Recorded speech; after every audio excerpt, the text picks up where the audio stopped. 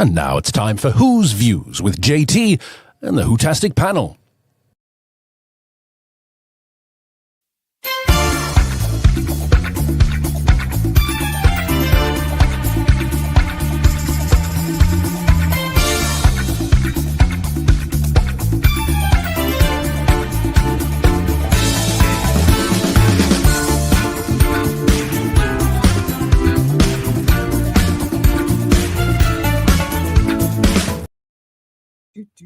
Hello everybody, welcome back to Who's Views. Yes, here we are. I feel like I haven't seen you for ages.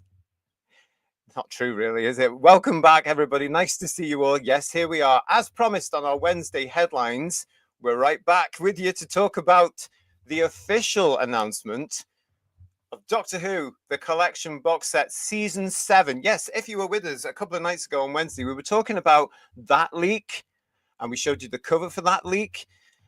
And we said, didn't we, on headlines, as soon as it was announced, which we reckon would be the day after, which was yesterday, we'd be back. And here we are, as promised. It's nice to see you. So yes, Bill Lowry. Yes, it's another one, you cheeky minx, you. So I hope you are with us here. Nice to see you all. Thanks for joining us for this. This is the big one for a lot of you out there. I know it is a very popular season that has been anticipated since the rumors started way back at the beginning of the year. So welcome to Headlines. No, it's not. It's Merchandise Paradise Live on Who's Views. It's Friday the 20th of December. There are lots of the Whotastic panel that are also very excited about this. And a couple of them have joined me right now. So please welcome to Merchandise Paradise Live. Here's Michael and here's George. Hello to you too. Hi, JT. Hi, George. Hello, Michael. Here we go then. This is great news, this one, isn't it? And you know, yes. Goodness me. I know you two are excited. Absolutely. I know. I like you, JT. I collect the standard edition, so I can't wait until 2036 when I can finally get my hands on season 7. It'll be wonderful. Well, when I pre-ordered yesterday, the website I ordered from was advising that the release date was December 2099. So we've got a bit of a wait yet. Yeah. just to point out to people, because I have seen a lot of people on the various social places going, what? That's the date they always put out there because they don't like to release the dates that they're going to announce it yet because of all the fuss that they've had in the past and having to put it back. So don't worry about that. Listen, let's go straight to the chat and say hello to everybody in the chat. Lots of you joining us. It's great to see you. Thank you for joining us. Andy's Vinyl is with us saying, good evening, everyone. I'm looking forward to this one. And the Ark in Space is back with us saying, been watching some of season 7 since the last live stream. Yeah, weren't you off to watch Inferno or something? Ark in Space when we last saw you on Headlines the other night. Paul Stenterford is with us. Hello, Paul. And Domgo is with us. And he's wishing everybody a Merry Christmas. And to you as well. Oh, gosh. Noodle Arms is with us saying good evening. Hello, hello, hello. Lots of you with us. Graham, Paul Rose. The Paulometer is going to go mad tonight. I know it is. Julianne is with us as well. And there is Bill. Yes, Bill. It is another one. We are treating you this Christmas month, aren't we? Absolutely. Lex is with us saying, guys, a great day in Doctor Who history. The first season of John Pertwee on Blu-ray, 10% off with Rare Waves if pre-order this fantastic Blu-ray. There you go. There's a tip. If you thank you for that, Lex, go and look up Rare Waves and you get 10% off. Yeah.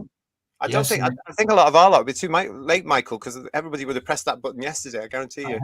And also, if you use any of the cashback websites, all of them have various physical media retailers that you'll get some cash back on as well. Yeah.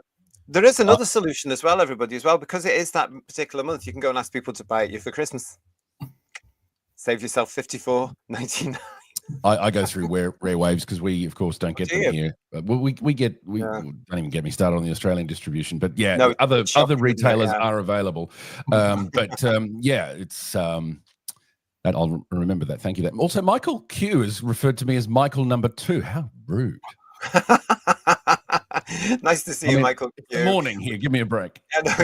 Dirty Hamble is with us saying, howdy, everyone. Hello, Dirty Hamble. And our friend Legion of James is also with us saying, I'm working tonight, but just wanted to drop in and say Merry Christmas and have a great show. Thank you very much. Paul Stenterford, good evening, panel. A season 7 Blu-ray collection, eh? Well, I am totally shocked. The BBC certainly kept this one quiet. Didn't see it coming. No, it's like I said on Headlines on Wednesday. Well, this was the best kept secret since the last best kept secret. Yeah, so we'll go through all that, but it's great to see you all. Thanks for joining us. I tell you somebody else that's joining us now and who is also very excited about this. Please welcome to Merchandise Paradise Live. It's Bedouia. Hello. Hello, Boot. Hello, here. Hi. Yes. How many of you pre-ordered in this one? Oh, just one. Just one. Oh, just the one. Unusual, isn't it? Domgo is saying to us, everybody, season 7 in glorious limited edition Boxer Vision. Hugh is with us. Graham's saying best season ever, folks. This or 13 that gets that accolade for me, I think. Ooh. And Bill is also saying to us, I got mine pre-ordered. Like a lot of people, I've tried the HMB hack to get 20% off, but it's not working. Oh, okay. It's a terrific cover, isn't it? Says 30 Hamble. Yeah, and we showed it. We're going to show it again in just a few minutes, but we showed that leaked version, which turned out to be the absolute one, wasn't it? Dongo is also saying that he reckons 24th of February is the date. That sounds about right to me, guys. What about you? I thought it would be late February going into March. So yeah, could well be the 24th of February. It's great to see you all here. Thank you for joining us. There's Mark there. Dirty Hamble also saying to us, a couple of Lee Binding's other poetries haven't been his best work, but definitely back on form recently. Well, let's get into this then. So everybody's joining us now.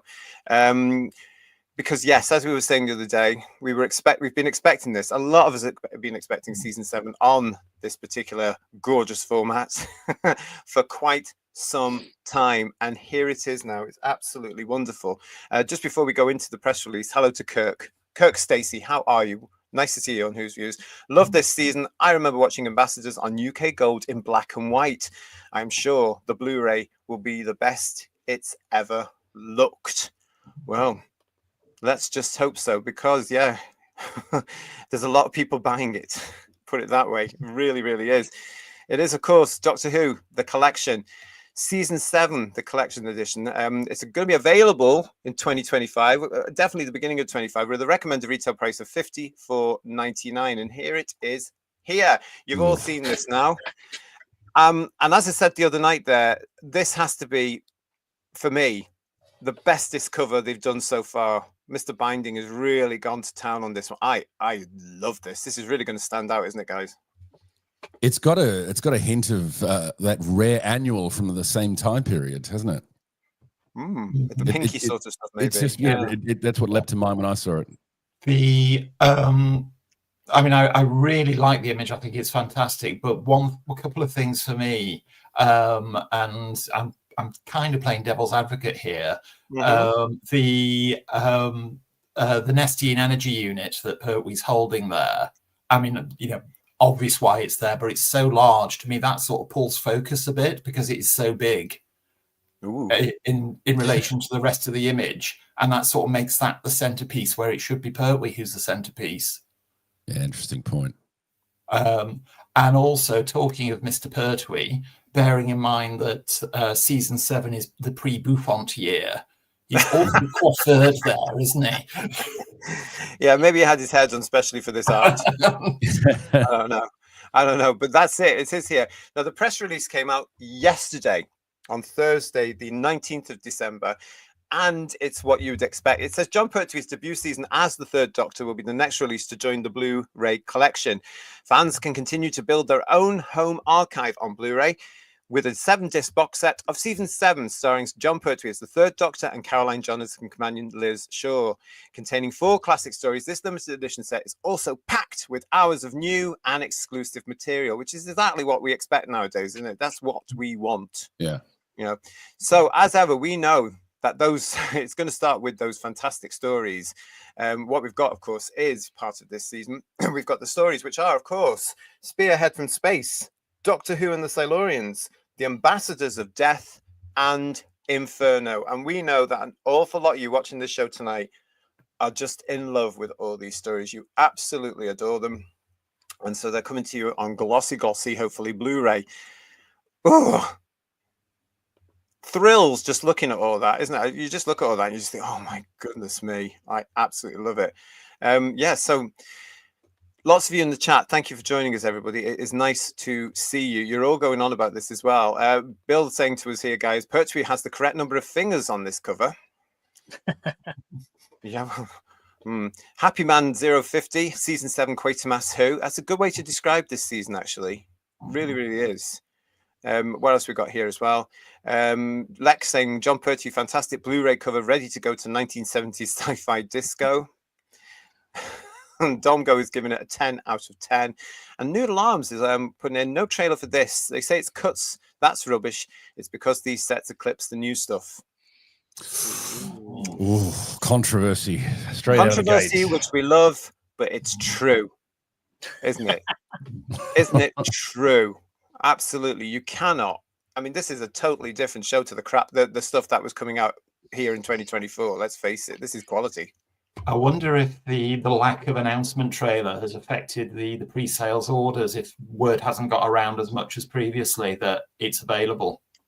Well, I can tell you this now, because I know everybody likes me doing this particular bit, but before the show, I went on to a couple of websites where we all tend to go and get things. I can tell you that Doctor Who The Collection Season 7 is number 1 in the HMV DVD and Blu-ray charts. It is on Amazon, currently number 1 in the Blu-ray chart, number 1 in the thriller for DVD and Blu-ray chart, and number 1 in the science fiction DVD and Blu-ray chart. So once again, yeah, huge congratulations. And this is what we've been expecting as well, isn't it? They always do. So that'll be a no then, it didn't. No, it did. And it proves their point, they don't need an all singing or dancing trailer. I mean, come on, this is a fan base they've told to go and touch grass, got rid of over the last few years, and they will all come back to buy their versions of Doctor Who. It's going to be there.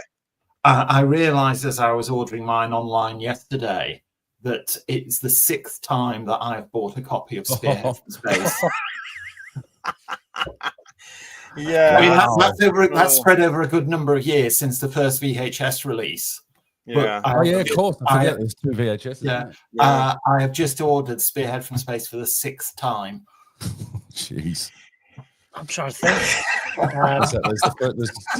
It brings it all back. BBC must love me. I'm exactly what they want. No, they don't, though. You're not exactly what you want. Honestly, we know that. Dirty Hamble saying, I agree about the Messian globe. Tom described JP as a tall light bulb. He doesn't need a dimmer switch. I think it might be the 7th time I've ordered it. Oh, really? I think so, How many have there been? Hang on a minute. There's been 2 VHS, 2 VHS, 2 DVD, 2 on a Blu-ray. Oh, yeah, of course, the 2 DVDs. Yeah. Yeah, a Blu-ray edition. Blu-ray. And now this Blu-ray. Oh, the Steelbook. Yeah. Of course. I didn't get the Steelbook. Right. I just bought the Blu-ray. So yeah, I'm on 6. You're ahead of me. There somewhere. Bloody hell. That's amazing, isn't it, when you think about it? It is. And and we're all Because it was always the first one out the gate, early out the gate, wasn't it? On the mediums, on VHS and Blu-ray. It was an early one. It was one of the first DVD releases as well, if I remember rightly. That's right. Yeah.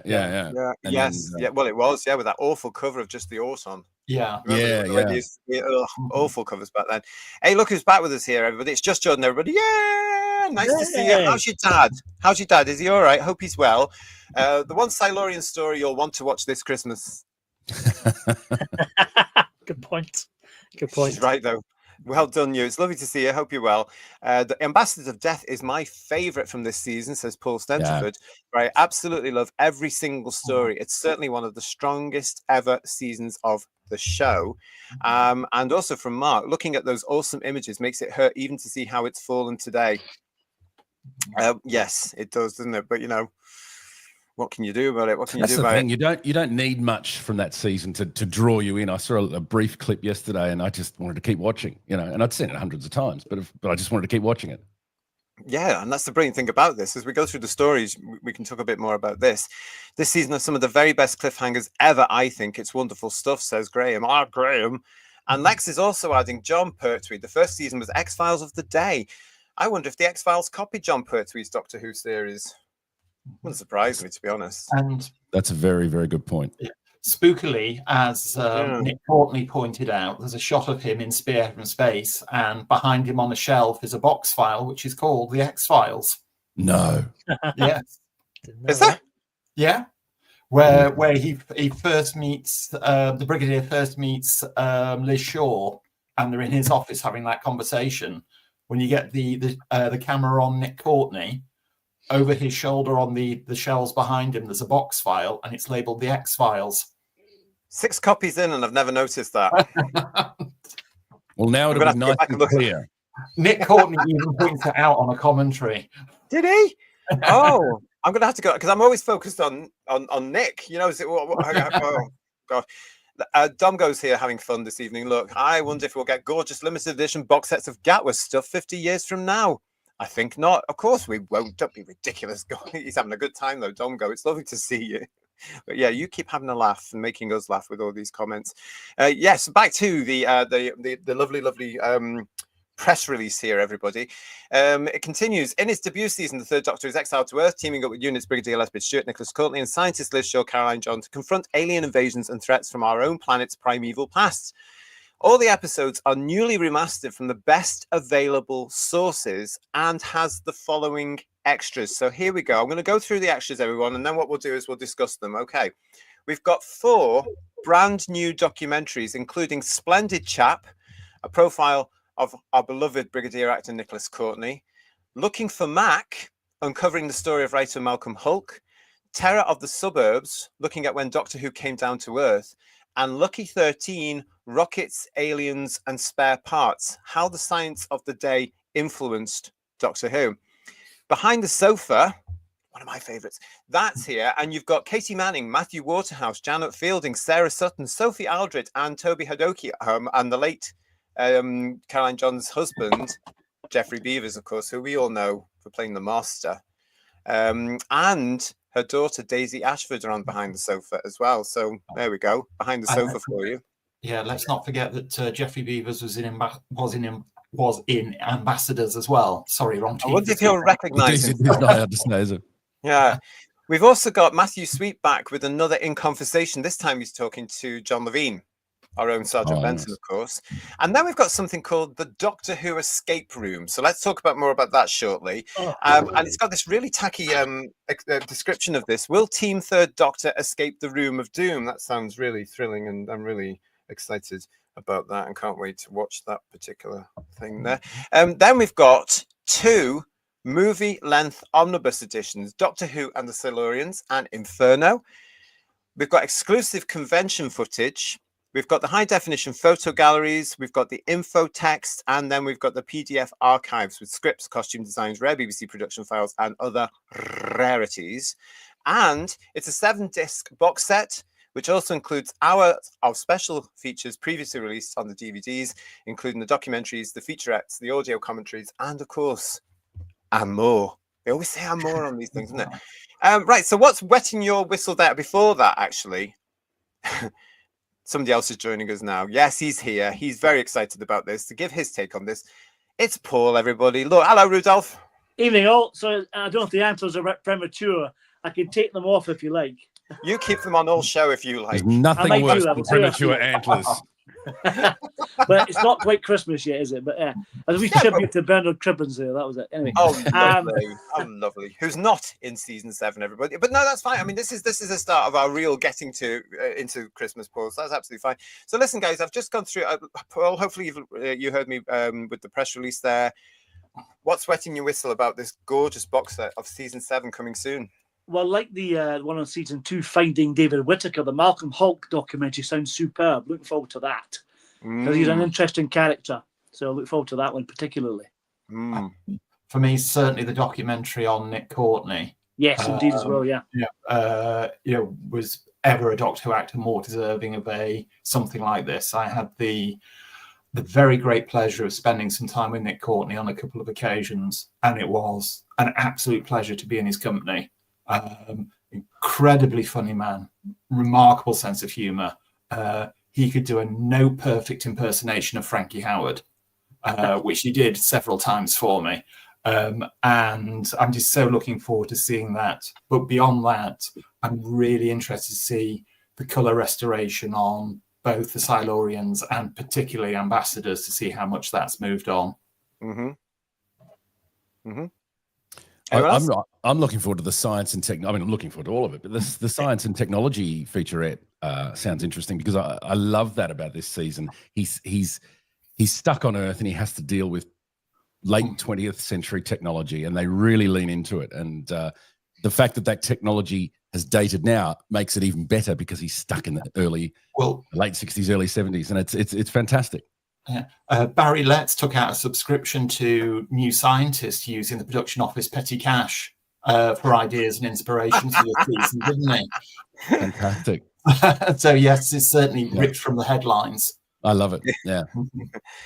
Problem being is asking, where's the 5.1 surround sound mixes?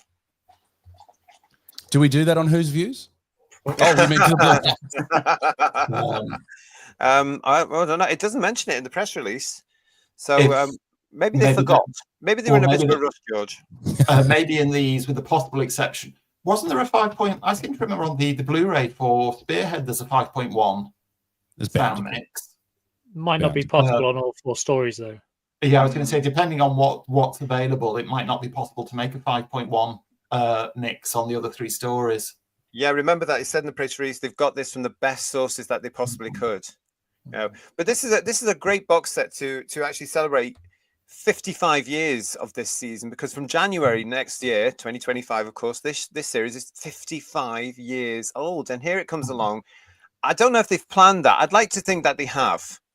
I'd like to think that they've planned season 7 coming out to celebrate that, because what a way to celebrate Pertwee arriving as the Doctor back in 1970. 55 years. How fabulous is this?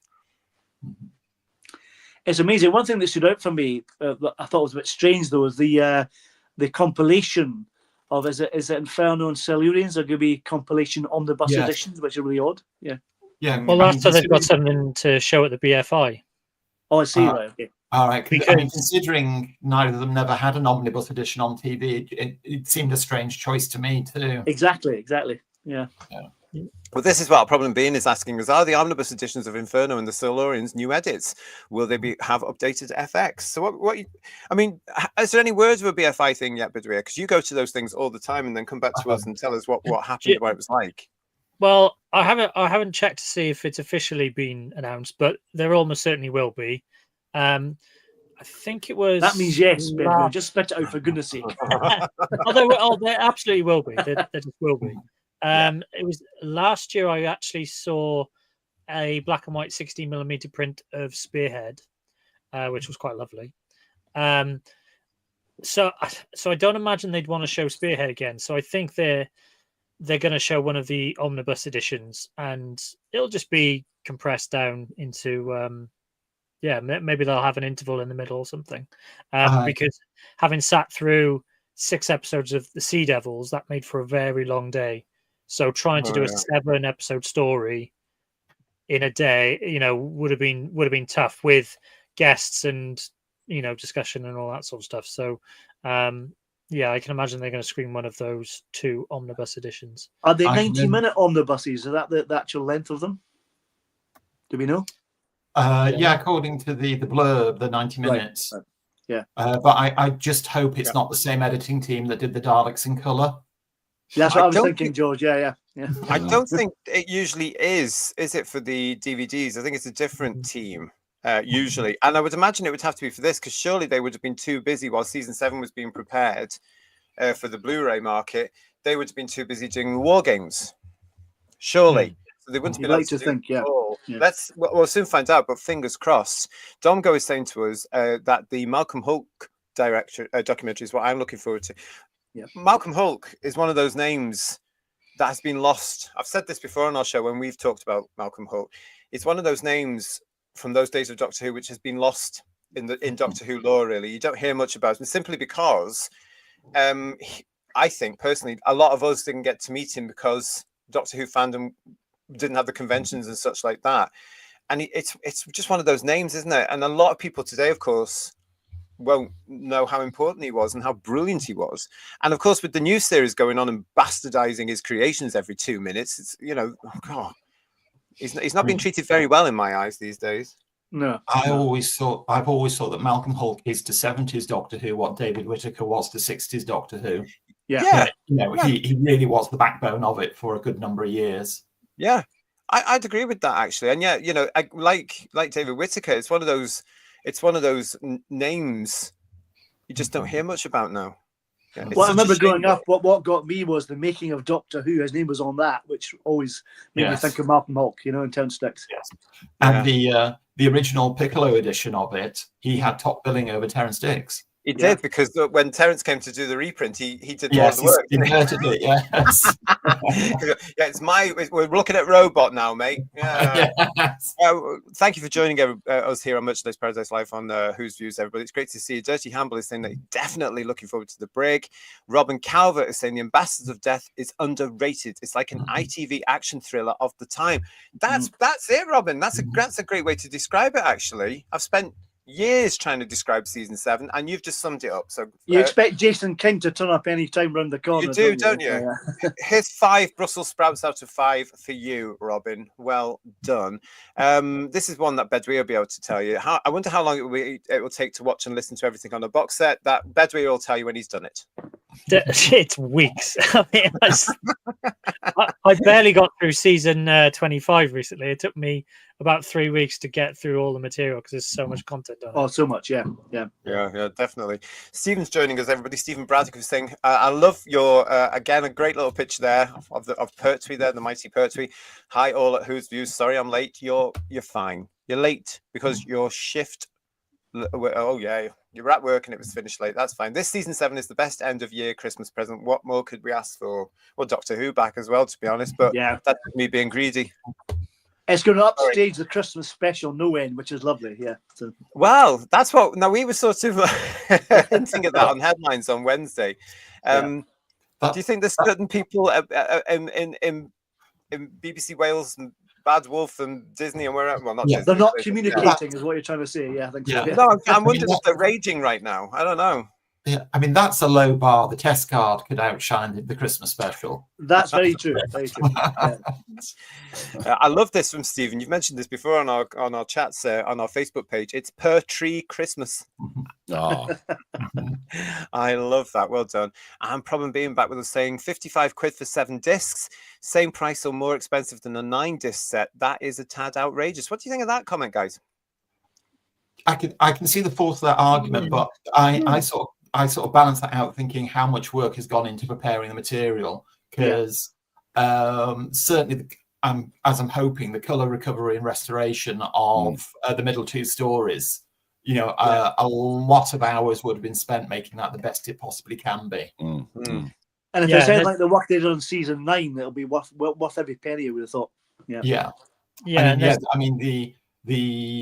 I mean, if you look at season 8, the difference between the DVD of Terror of the Autons and the Blu-ray of Terror of the Autons, the color, it's such a leap forward in the restoration, and particularly the Ambassadors of Death, because I mean, originally when the VHS was first released, it was part color, part black and white, and then we had a color version on the DVD, which, with the best one in the world, was a bit blotchy. So if all that gets ironed out and we get back more towards what it would have looked like on broadcast, I think it'll be worth every penny for that alone. God, yes. Yeah. I think there's been quite a bit of speculation in the chat about, the 5.1 surround sound mixes and updated VFX and all that sort of stuff. And I think, to be honest, they've just spent the money on getting the picture as good and the color as spot on as they can do. And I'm fine with that. Yeah, I think I am as well. And Problem Being's coming back to us saying, I hope you're right. We will soon see, because it's not far off. Julie Ann is coming back saying to us here, I haven't seen a trailer for this masterpiece season. Maybe RTD and the BBC are worried it would overshadow the Christmas effort. Well, they did say at the beginning of the year that, or the end of last year, whenever it was, that they weren't going to do trailers anymore. I wasn't really expecting a trailer yesterday for this, to be honest, Julie Ann, because even though it looked as if it was planned that they were going to bring this announcement out on Thursday, I think that the leak would have curtailed anything. But I don't know, it obviously didn't need one, as we saw at the top of the show. I mean, it's done so well. I'm going to ask everybody the question: do these Doctor Who Blu-rays need trailers now? Who's watching it apart from fans? As much as I enjoy those early trailers for the Blu-rays, I don't think it needs it. Well, I mean, I agree with you, Michael. I mean, I've always enjoyed watching them, but as the pre-sales for this one have proved, it's not an essential part of the marketing campaign to shift copies. No.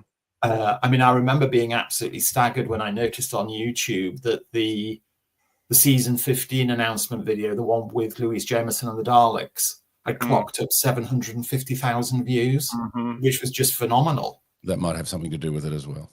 Yes. Well, yeah, because it got more than that other thing that's on the telly. I think realistically, they would have struggled to put together a trailer in the style of, a returning companion or anything like that, given this season. But I'm a bit disappointed they didn't put something out which showed clips of what is to come on this set, which they could have put together, and probably they will put together closer to release date. You never know. But the pre-orders will already be in. We're excited. So it does mean right. Yeah, I mean, on that point, but the material might not be ready to do it. They might be saving a trailer for the broadcast of the War Games. That's what I thought, Michael. Think so. No, they won't. They can't do it because it's product, isn't it? Yeah.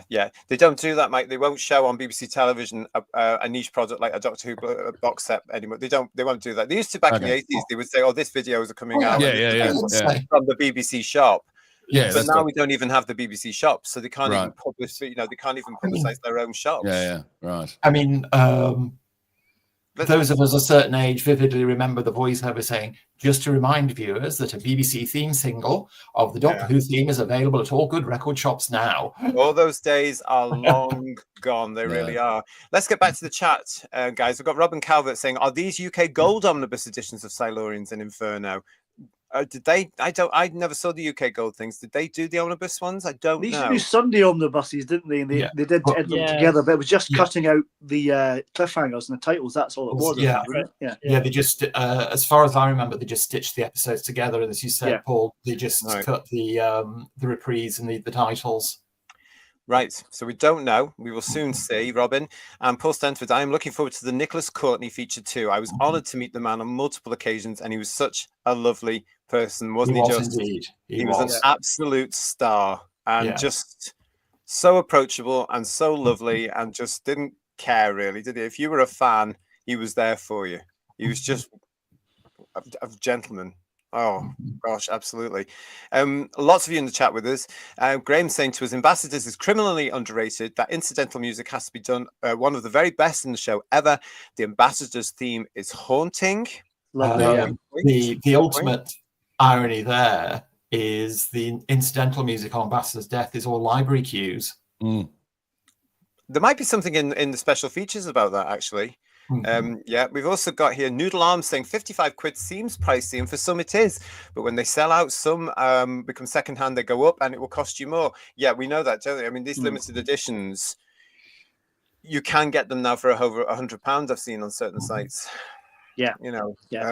So you're right on that one, Noodle Arms, as well. But yeah, it is available. Lots of excitement in the chat. We've got Carwin come to see us as well. I don't know that it needs it, but it shows the quality of what you are getting, which can seal the deal on buying it. That's in reference to the trailer, of course. What else we got here? Lots of you in the chat. We've got Mark, our resident poet laureate here at Who's Views. No, we don't need them, the trailers, but they are so good, and they beat the stuffing out of the new Who trailers. None of us are going to argue with that at all. Paul Stanford back again, say I'm totally okay with the price tag for these collections, bearing in mind that the DVDs were about £20 each, so that's £80 for the DVDs in this set. With the extra material, these sets are great value. I tell you guys, one person that will really know about whether or not this is great value, and I know he's excited about this, is our own aficionado in the Third Doctor era. It's the Third Doctor himself. It's Ian. Ta-da! So come on then. We talked about this on Headlines on Wednesday. Where are you today? Have you pre-ordered it? I have, of course, naturally. That was an absolute given. I've got to say though, when I joined at the back, I misheard Omnibus, and I thought you were talking about on the buses, and I thought that's one hell of a crossover, isn't it? Yeah. Imagine that. Red Varney in season 7. That's what I think definitely. Yeah. Get back in the TARDIS. Yeah. That would be something. I mean, have you seen the press release? We were talking about, what the press release was saying. Have you seen that? You're aware of what's on this?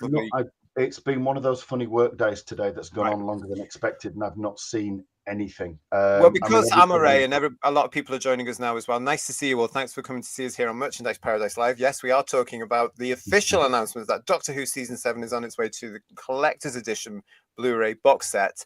For all of you just joining us, including Ian, I'll just go through it very quickly about what's on this box set, Ian. We've got 4 brand new documentaries. Splendid Chap, a profile of Nick Courtney. Looking for Mac, uncovering the story of writer Malcolm Hulke. Terror of the Suburbs, looking at when Doctor Who came down to Earth. Lucky 13, Rockets, Aliens and Spare Parts, How the Science of the Day Influenced Doctor Who. Behind the Sofa is back with Katie Manning, Matthew Wardhouse, Janet Fielding, Sarah Sutton, Sophie Aldred, Toby Hadohi, and Jeffrey Beavers, and Daisy Ashford, who's Caroline and Jeffrey's daughter. Matthew Sweet has another in conversation. This time he's talking to John Levine. We've got the movie-length omnibus editions of Doctor Who and the Silurians and Inferno, which has caused a lot of chat with us here tonight. We've got exclusive convention footage. That has to be, again, from 93 or something like that, surely. We've got high-definition photo galleries, information text, the PDF archives as usual, and something called the Doctor Who Escape Room. Will Team Third Doctor escape the Room of Doom?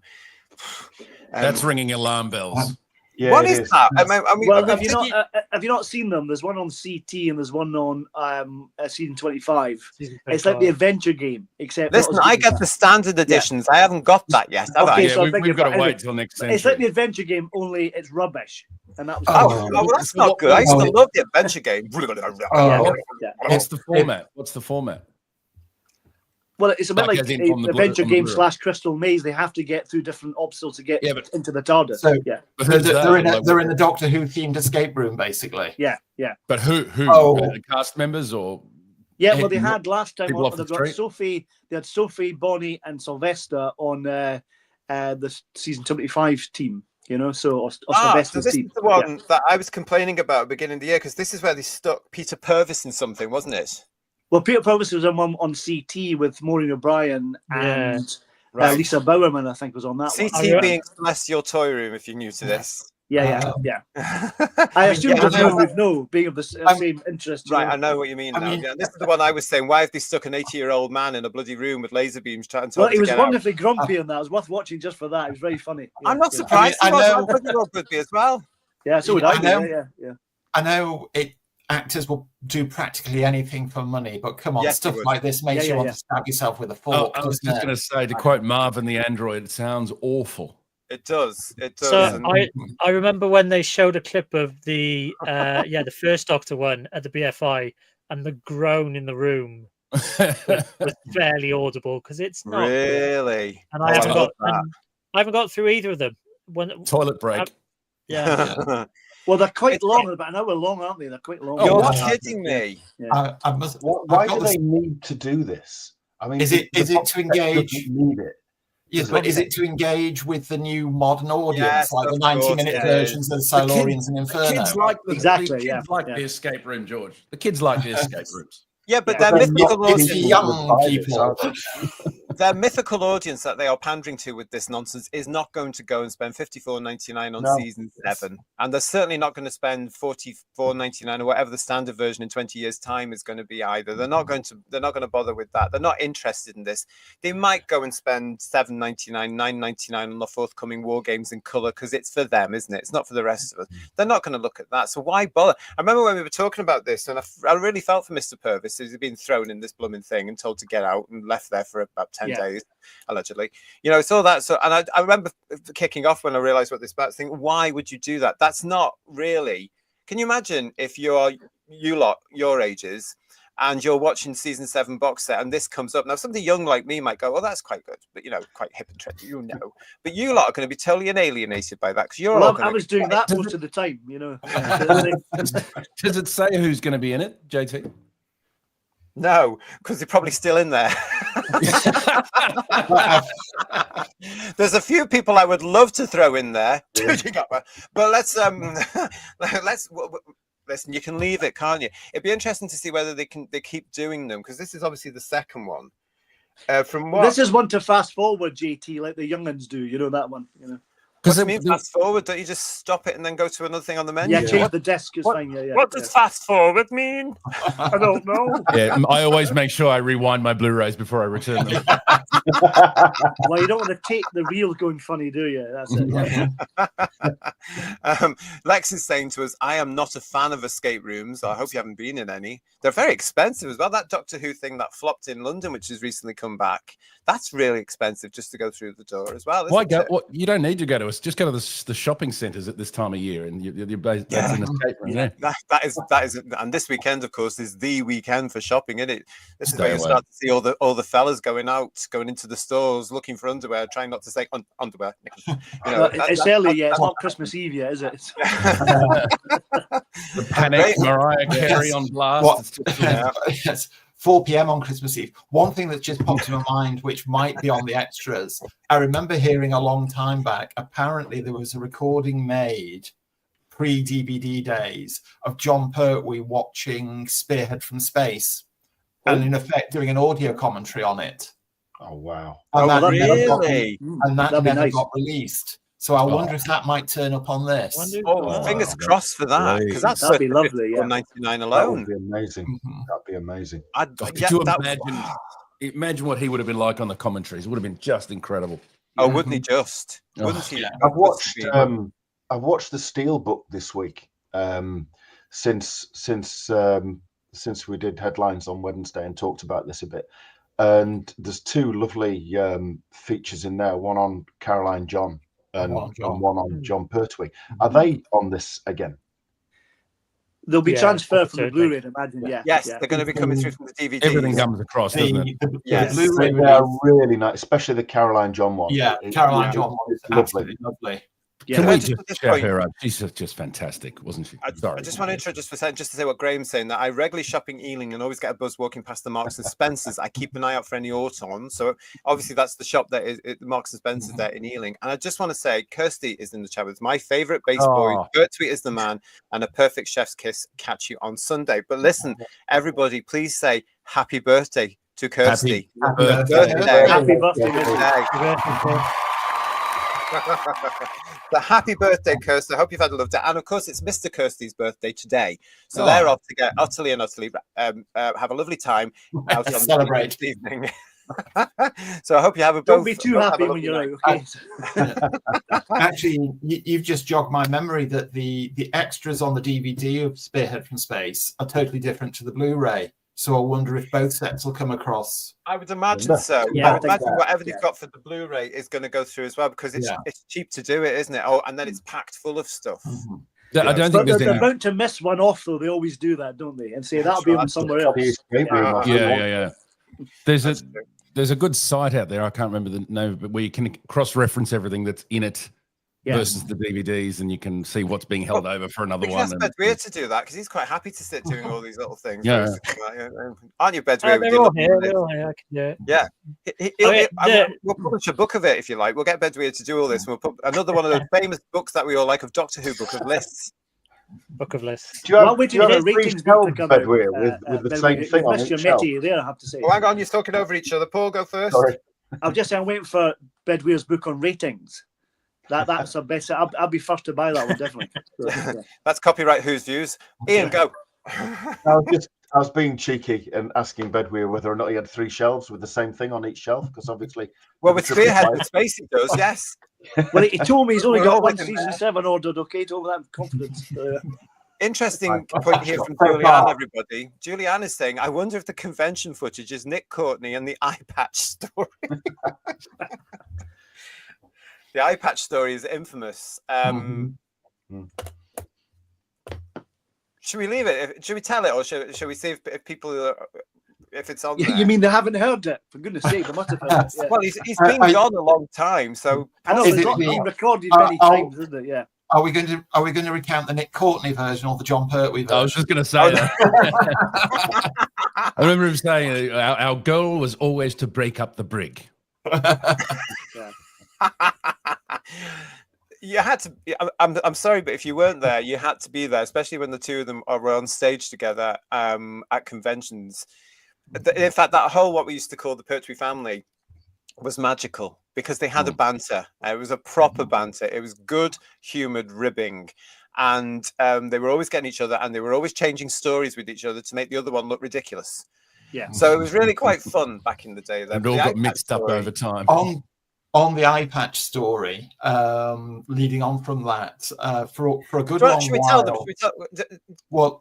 For a good long while, Nick Courtney toured in the Rocky Horror Show as the narrator, and apparently heard at one particular performance, a big group of Doctor Who fans were in to see it specifically because of him as the narrator. That's and right. he did the performance that evening wearing an eye patch. No. Just for them. So they were thrilled. Fantastic. It's the stuff of legends in Doctor Who. I tell you, it really is. That whole cast. Happy Man 050. It is lovely to see you. Welcome to Who's Views again. Nice to see you. This 64-year-old kid has enjoyed the 2 escape rooms so far. Have you? So I'm glad you got out. Oh, yeah. I'm glad you got out, Happy Man. I don't know. How weird. I think I went to one years ago in Salford Quays in Manchester, which was based around that Angel Stories from the 2010 series with Matt Smith. No. I think you had actors in it. Yeah. Sorry? I think you were just in the Lowry Shopping Centre, JT. No, it was actually across away from that and away scrounge, and you went to this big sort of thing, and there were actors playing unit soldiers. Oh no, the Angel, whatever they were. It was. So that was immersive theatre. I think it was called The Crash of the Byzantium or something. That's like that. it. Yeah, and, it was good. Random story. All those Angel props got dumped at the Doctor Who Experience, and I thought I recognised them. Bits of limbs everywhere. Yeah, I dated one for 2 weeks. I know, so I thought I recognised him. So we've got to listen. It's great to see you all in the chat. Thank you so much for joining us this Friday night. We are here, of course, our Merchandise Paradise live on Who's Views to celebrate the fact that it is now official. Doctor Who, the collection season 7 is the next installment. It's on the way to you very, very soon. And yeah, the excitement from the panel is great because, of course, it does include these wonderful classics: Spearhead from Space, Doctor Who and the Silurians, The Ambassadors of Death, Inferno. And it brings to us these 3. We've already mentioned the legend that was Nick. We have to mention Caroline, John, as Liz Shaw, her one and only season. Here she is in this season. Really, really, truly breaking then at that point the companion mold. I'm really looking forward to seeing Liz Shaw all Blu-rayed. She was absolutely brilliant. Yeah. In every sense of the word. Yeah. And as you realise, as I realised again, because I'd forgotten since originally watching it, because I think the Steel book came out in 2013 or something like that. So it's quite a while now. That for a long time she lived thinking that she had failed in Doctor Who and wasn't popular. Yeah. And I was thinking, my God, how wrong could you have been? And when she went to that first convention, and there was just rapturous applause all the way down the aisle as she got to the stage, and they had video of it, and it's great. But you just think, such a shame that she went for so long thinking that she wasn't, or just not realizing how popular she actually was. Well, she just couldn't come to terms with her contract not being renewed at the end of the season, even though she was heavily pregnant and she couldn't have returned for season 8 anyway because of that.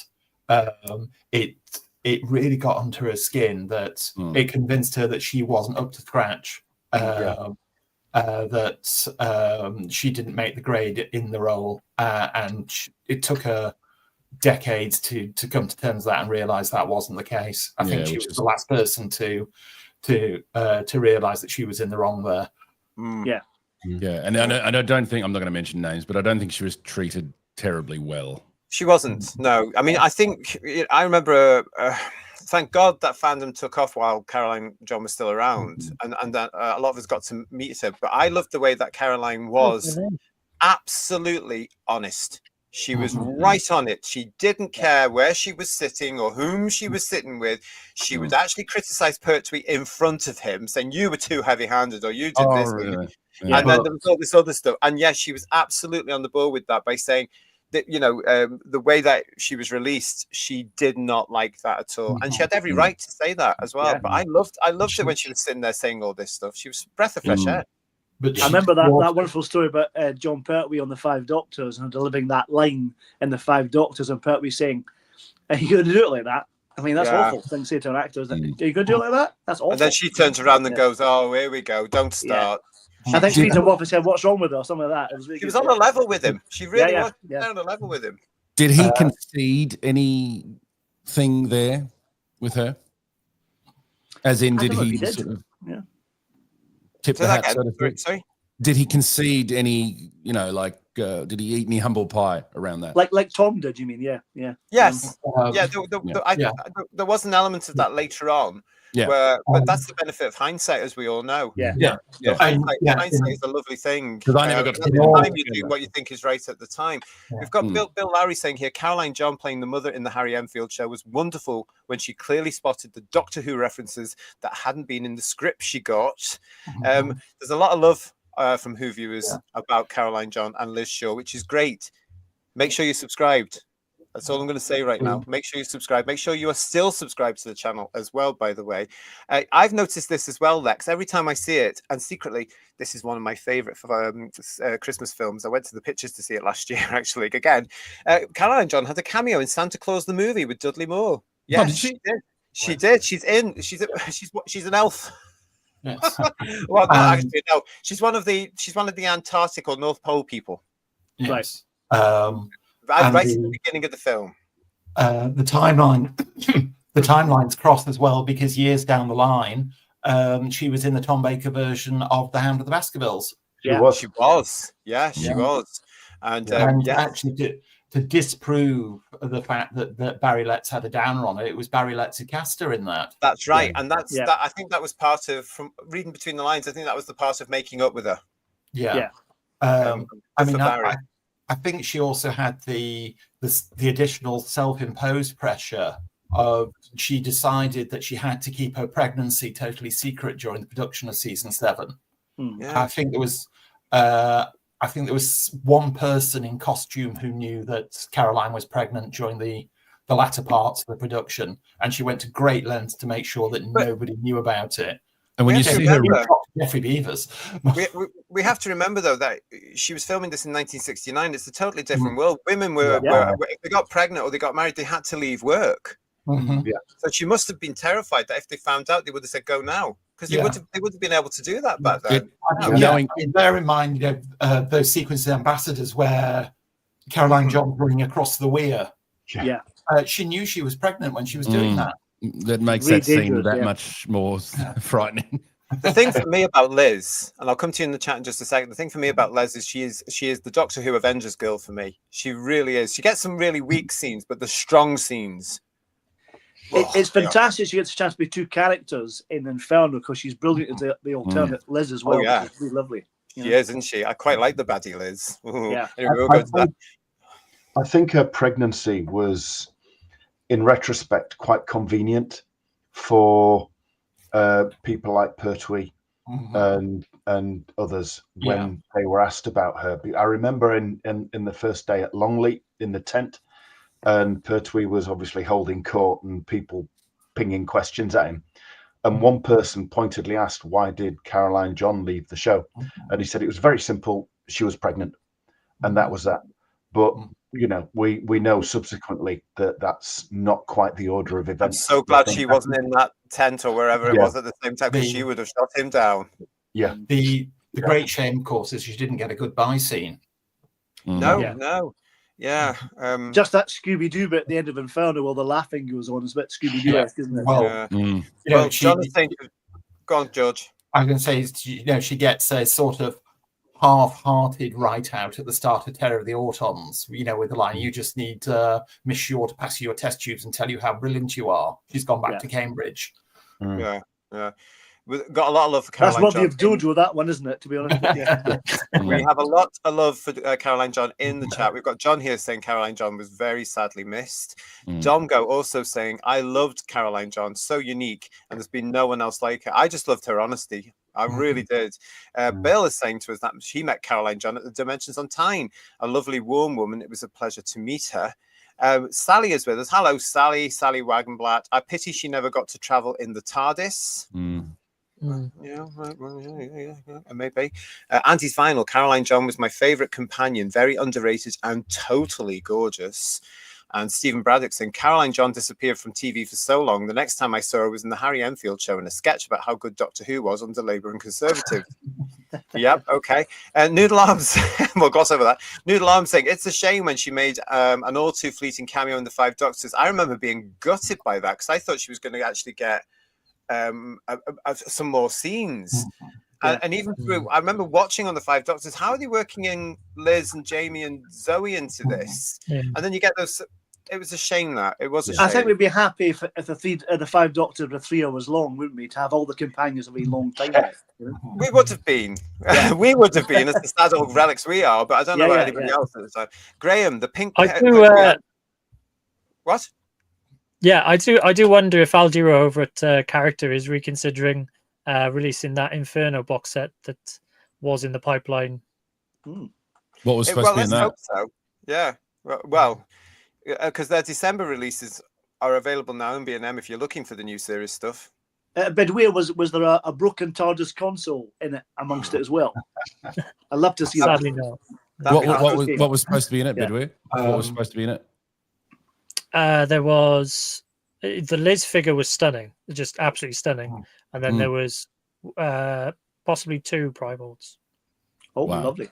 Oh, I'd love that. Well, you never know. We might get something coming up in spring. Yeah, I never saw any image or anything, but I heard a story. It was going to be Liz, a Primoid, and a season 7 Pertwee. Oh, nice. Quite possible, yeah. Well, yeah, that'd be a huge seller for them. Graham is saying the Pink Pertwee annual is a wonderful companion to this season. The stories in it are very similar in style. I think it's my favorite of all the annuals. Again, because it's quite having now seen it. It's it's a mature annual. It's quite a grown-up annual. Liz Shaw could have come back as a semi-regular character as they did with Martha Jones. That's not how Doctor Who used to work, though. Once you were out, you're out. You were gone. You didn't really come back. That's why 1983's The Five Doctors was very special to us because it's the first time these companions had ever come back. The Doctors had ever come back properly like this. For 10 years in their case, but no, it didn't work like that back then. And there were behind the scenes issues as well. I don't think if she'd been asked, she would have gone back, to be quite honest, after all that. Probably not. If Barry had phoned up saying, would you like to come back and do one story? But to continue to sing her praises, though, she really suits the adult tone of season 7 as Liz Shaw, and it works so well. I couldn't see Katie there or Liz there as characters rather than Caroline, or anyone that's come before her. She's uniquely her own. Yeah, and she suits the season 7 story, Liz. Liz is season 7.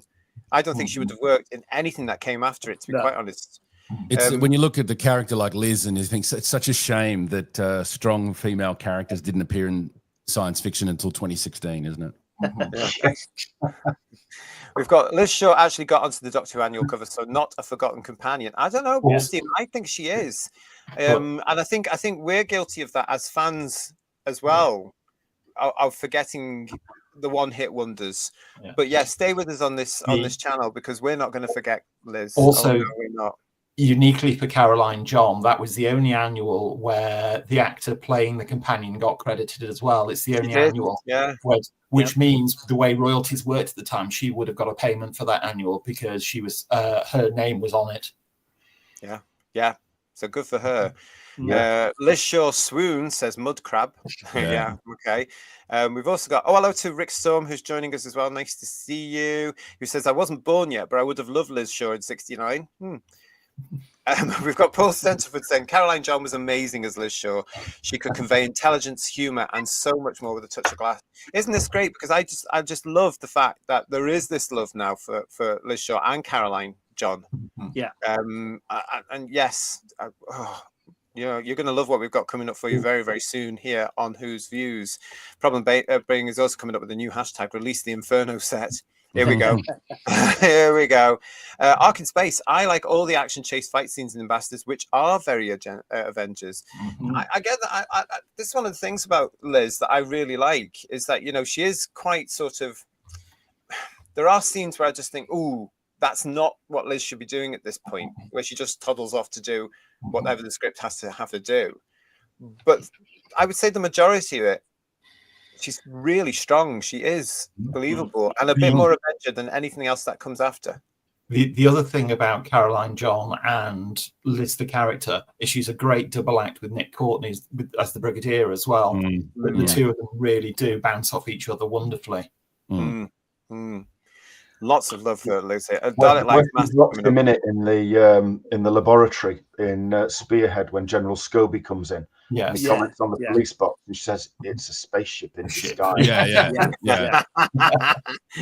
Yeah. She responds to the whole concept of everything going on so uniquely. There's so much realism to her performance of like, don't be ridiculous. There's no such thing on about. Yeah, that first scene when she's interviewed by the Brigadier, that is beautifully done. Well done. It's none of this cynicism, brilliant, isn't it? Yeah. It's a real reaction.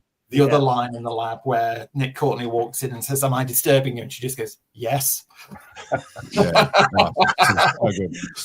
the brilliant thing, isn't it? She's playing it as she thought a scientist would be, as the script had it as well. So actually, I quite like the fact that Liz is on a similar page to the Doctor at this point. This is the military.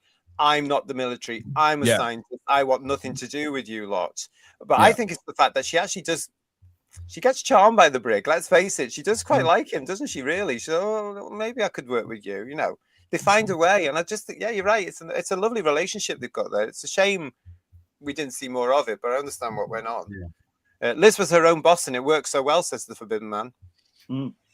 It's true. And Mudcrab adding here, I like the bit with Liz at the end of Silurians when she is with the Doctor and Bessie. They see the explosions and the Doctor starts to lash out. Liz is so real with her reactions. That's because she was a good actress. That typifies this entire season. It's real. Verisimilitude, my favorite word. Go on, say it again. Verisimilitude. Not criticism, but not positive comment I would raise about Liz Shaw as a character was they didn't seem to know how to dress her. Yeah, you know, if you look at what she wore in each of the 4 stories, that there's like no, it's like, you know, she just wouldn't wear such vastly different clothes. But do you know what? I'm gonna be a bit of a devil's advocate here. I mean, it was supposed to be in 5 minutes in the future, and they were filming it in 1969. I mean, come on, miniskirts were well in. And well up. I mean, but what was that thing she was wearing in Spear from Space? That plastic jacket. Yes. And what was that? That was very poetic, wasn't it? But I mean, I know the very practical reason for the huge hat in the Ambassador of Death was so she could have a stunt double. Yes. Wasn't looking at the hat. Steady on. Steady on. I was 10. It wasn't Stuart Fell at that point, was it? It was someone else. No, it wasn't Stuart Fell. Wasn't it? He was too small. But listen, do you know what? Stop complaining about Liz's outfit. Do you see what the Doctor wears? Come on. Get it. Please. Nicking everything from the hospital. I grew up watching Liz Shaw in black and white and loved her. She was so Emma Peel, says Steve Braddock. And I was gutted when she didn't come back. That must have actually been a huge culture shock when because she didn't get that leaving scene at the end of Inferno. It must have been a huge culture shock when they come back for Terror of the Autons. And there's this different woman there, this smaller woman with quite scatty. That must, for the viewing public at the time, they must have gone, what?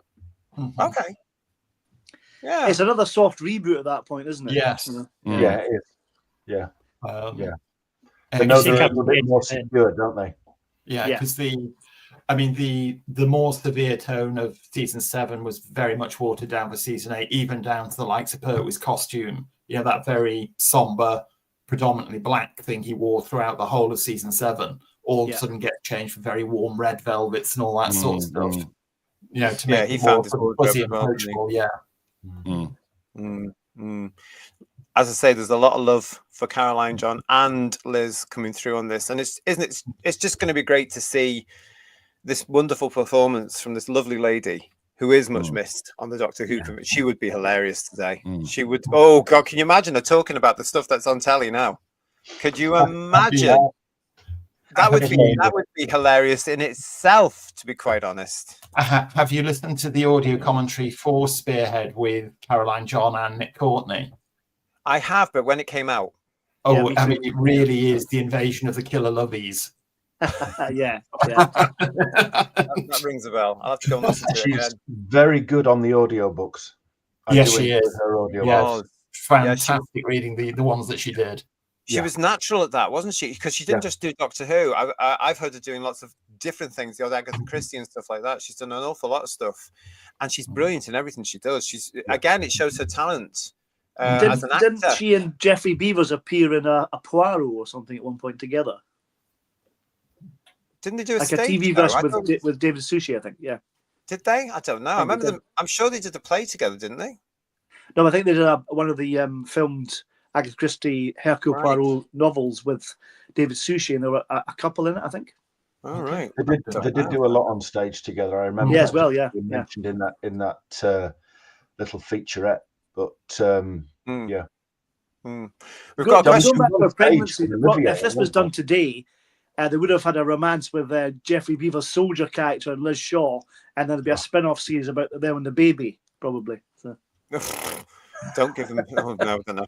Thank you for your comment there, Graham. And Lex is asking you all: were some of the writers and directors who did season 7 Doctor Who done by writers and directors of the Avengers and Jason King? Well, certainly Malcolm Hulke and Terence Dix wrote for the Avengers. Yeah. Derek Sherwin. Did Derek Sherwin? I don't think he did the Avengers. He did all these sort of other things, though. So it might have. I mean, he was definitely in a frame of mind, if you know what I mean, when he'd been speaking to people at Doctor Who. I don't think any of the season 7 directors did the Avengers, but yeah, there was. I think because at that time, the Avengers was just finishing its run on TV as season 7 went into production. So it's clear it would have been an influence. Yeah. I mean, Bessie was clearly influenced by Steed Bentley. Yeah, and John as well, of course. Yeah. But yeah, I would say yes, and certainly season 7 has more in common with all that, Lex, I reckon, than what comes from season 8 onwards. I'd say that's why it's unique. Season 7 is unique.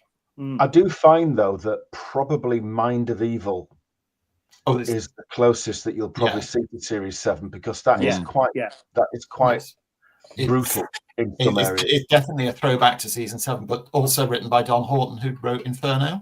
Yeah, that's true. Don Horton again, didn't he do some of the other ITC stuff and ITV stuff? I know he wrote a couple of Hammer films. I don't know if he did ITC stuff. I don't know if he did Randall and Cophook Deceased or anything like that. I mean, the other thing about Mind of Evil on that, Ian, is Joe Grant certainly toughens up a bit in that one. Katie kicks some butt in the Mind of Evil. And she's brandishing a gun a few times as well, isn't she? Yeah.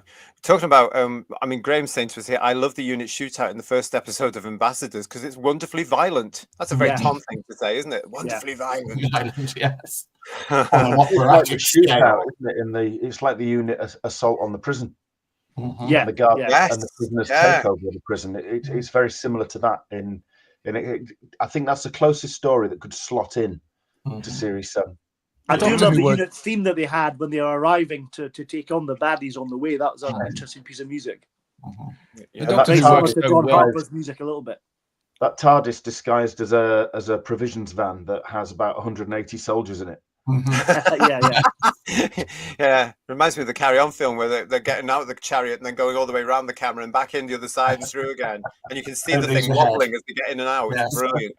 Tim Kintz, nice to see you. I remember an account of Caroline's first appearance at a convention where she was terrified but had an adoring ovation and had her triumphant entrance. Yeah, I'm sure. Lovely.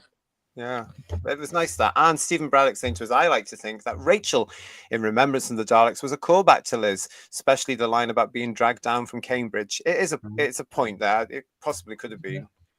But yeah. Well, they do reference Bernard Quatermass as well, don't they, in that? So I think they reference practically everything in that story. Yeah, just about it.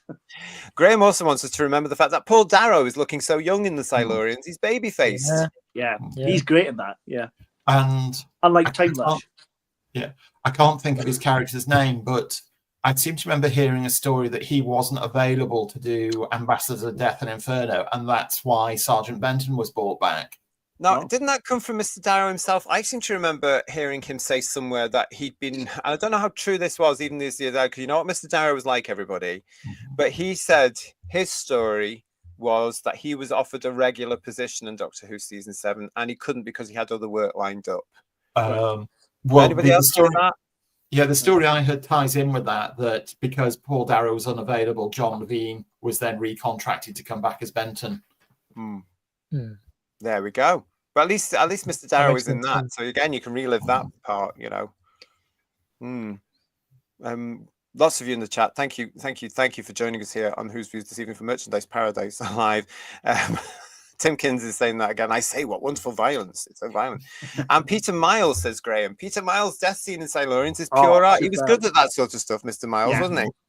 That's superb. Yeah. Yeah. Of course, we've talked about Doctor Who and the Silurians in Whose Views Reviews here on the channel. It's in the playlist. You can go back and look at that. And yes, we've got more coming from this particular season. I wonder if you can guess what we'll be reviewing shortly, everybody. I wonder if you can. Answers on a postcard to Whose Views? At All sealed down envelope. Yeah, yeah, absolutely. Domgo is also saying Peter Miles was a class act, a true national treasure. And you know, these people are all much missed, aren't they, now from all of us? When we see today and everything, you know. What about, says Stephen, what about the Doctor's one-time magic act in Ambassadors with the data tape? Yeah, that's what we yeah. A bit. It wasn't one time. I mean, there was the scene in The Three Doctors with the fake bunch of flowers and all that sort of stuff. Yeah. Oh, that's true. Pertwee did a couple of magic tricks. Yeah. And it went through Doctors, didn't it? Because Tom Baker, when he was trying to convince Jago that he could perform at the Palace Theatre, Yes. he did a little bit of a with the but we never did see the trumpet voluntary in a tank of live goldfish, did we? Yeah, I'd pay to see that. Yeah, definitely. And you had Colin with a bunch of flowers in Terror of the Vervoids. Oh, of course, yeah, of course. Oh, how do we not remember Terror of the Vervoids? That's a great story. I like Terror of the Vervoids. Yes, yeah, but we don't remember it, do we? It's not one that comes up in conversation like Spearhead or Inferno or anything like that. It's 80s body horror. You've got to remember it. Yeah, you're losing your tracksuit, love. Yes, that's what the body horror count for me on that one. What else we got here? Oh, Ark in Space is saying, I wonder what it would have been like if Derek Sherman had stayed on as producer beyond Spearhead in Space. It would have been a very different show beyond season 7. I love the gritty tone he introduced.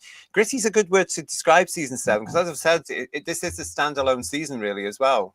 You know, it's Doctor Who, but it's a little bit more mature. I always feel like Go on, Bedouin. I always feel like Ambassadors is a bit Derek Sherwin because it is a bit gritty. You've got those hard-nosed kind of criminals.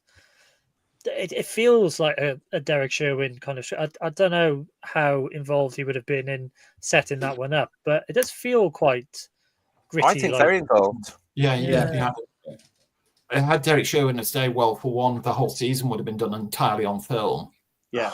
If he got his own way. Imagine that. You imagine. Yeah. Yeah. I mean, that's the big letdown about this whole thing, isn't it? Yeah. But I mean, the other thing about this is it dumps so much of the established Doctor Who iconography.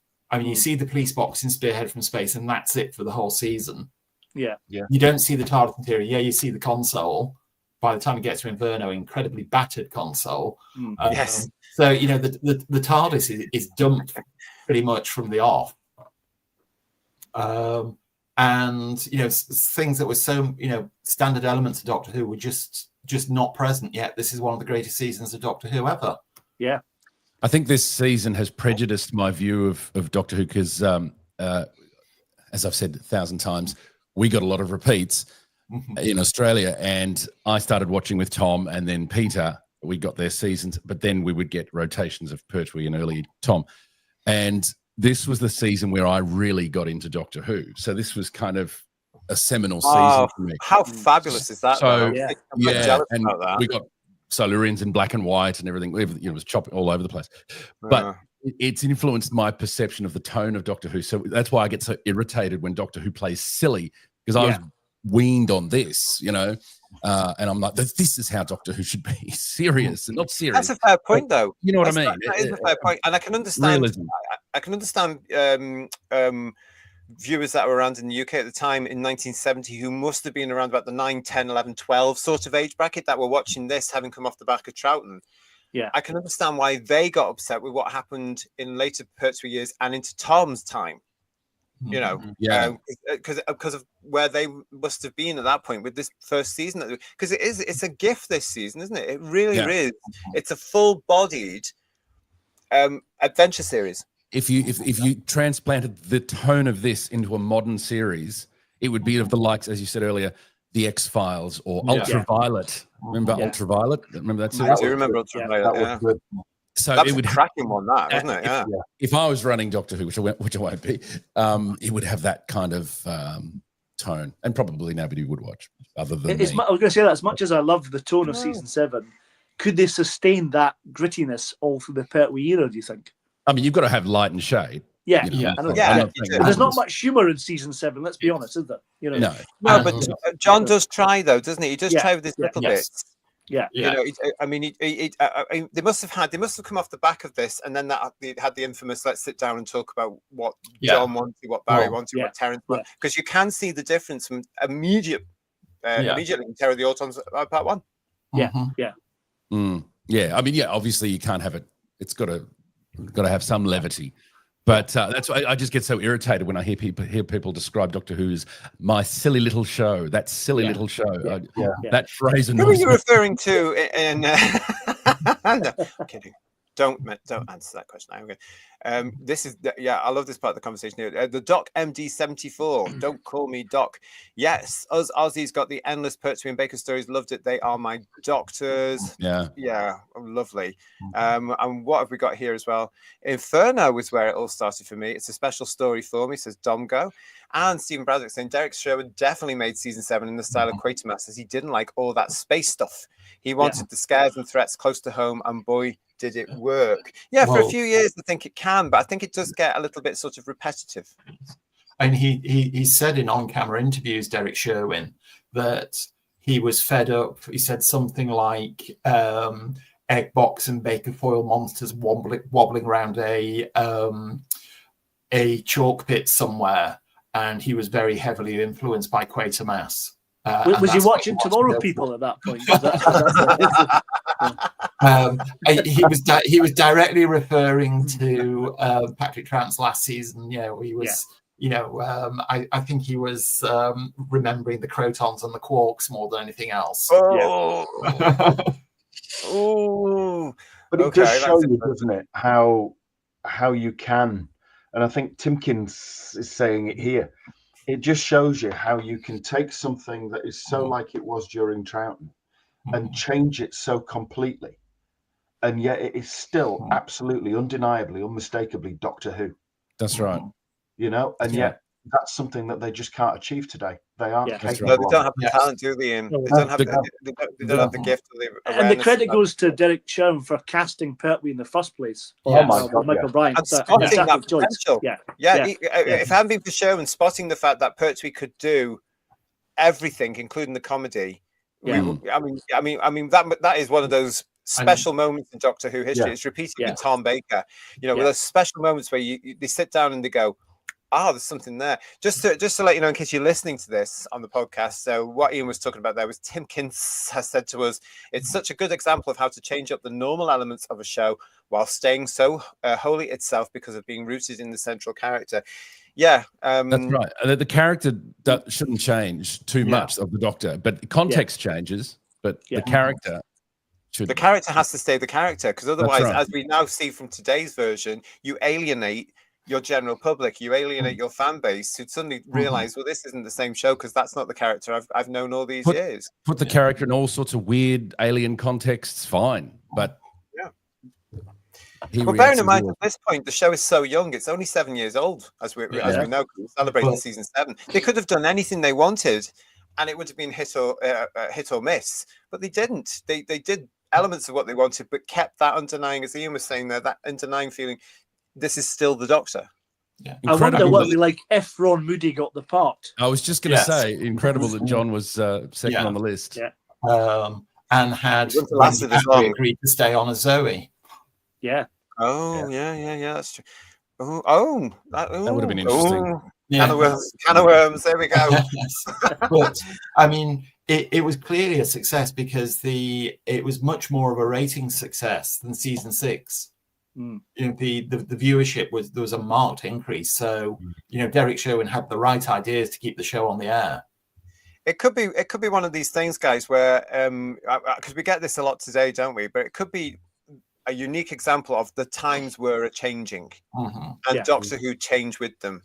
You know, because the fluffiness of the 60s had changed, the swinging 60s, and then it was coming into the 70s, and Doctor Who was very much of that sort. I mean, even down to Pertwee's outfit. Come on, yeah, and also the space program influencing it, the trends there. I mean, this was without doubt the most radical reboot of Doctor Who up to that point. Yeah. Let's face it, though, in the context of reality, it had to be rebooted because this thing was going to, as Ian has said a lot on headlines, the War Games was it. It was it. You know, that's why there's a debate going on now. Why should it contain a regeneration? Because that was it. It was gone 6 years. That was long for shows back then. People, you know, it's gone for 6 years. Go. But they didn't have anything else, as we know. The story is they didn't have anything else to put onto BBC One at tea time, so they go again. And magic happens, and here we have it coming to collector's edition Blu-ray box set early in 2025. Wow. I think it's interesting that you know, like you say, season 6 War Games was supposed to be it. Doctor Who wasn't meant to survive beyond that, and season 7 was such a success that Doctor Who was never under threat again until the mid 1980s. You know, it did that because they got it straight into Tom Baker, and then it was on. It was Davison peaked it again because he got some good ratings, didn't he? And then it sort of like went on a steady decline. No offense to him, but through Colin Baker and Sylvester McCoy, unfairly until they ultimately took it off. But Spearhead and the success of that whole season ensured that Doctor Who was absolutely secure for the next 15 years. And as you've pointed out, as you've pointed out on headlines as well, Ian, the season that a certain showrunner went back to launch his version in 2004 into 2005.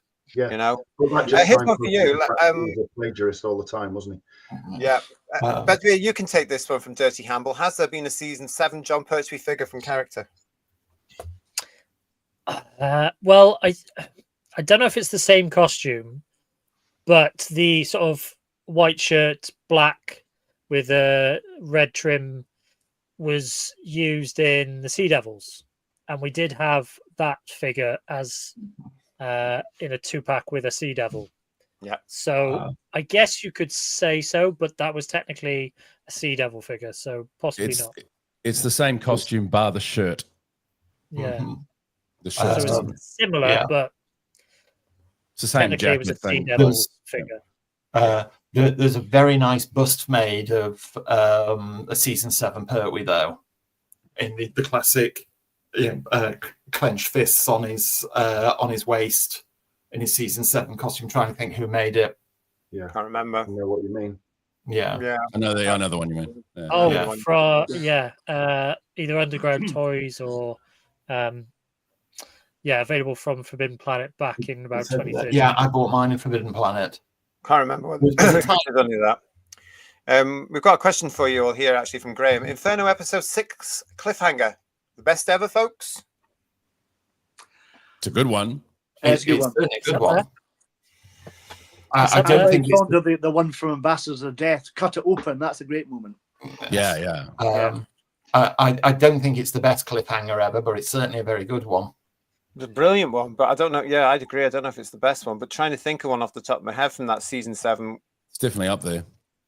Yeah. Well, there's some fantastic moments, and there's some actual great moments within the episodes, which could be cliffhangers as well. He says, throwing it in there. God, that's difficult, isn't it? It is to go back and watch everything so we can have a look at them all. Yeah. I do quite like the cliffhanger part 1 of Spearhead. Who told you to fire, you stupid? And that finishes on that. Who told you to fire you? Exactly. Yeah. All good stuff there. Rick, you don't want to know. Rick is asking, I was saying, I wonder what the third Doctor would have thought of Shootie's Doctor. You don't want to know. You don't know. You don't want to know.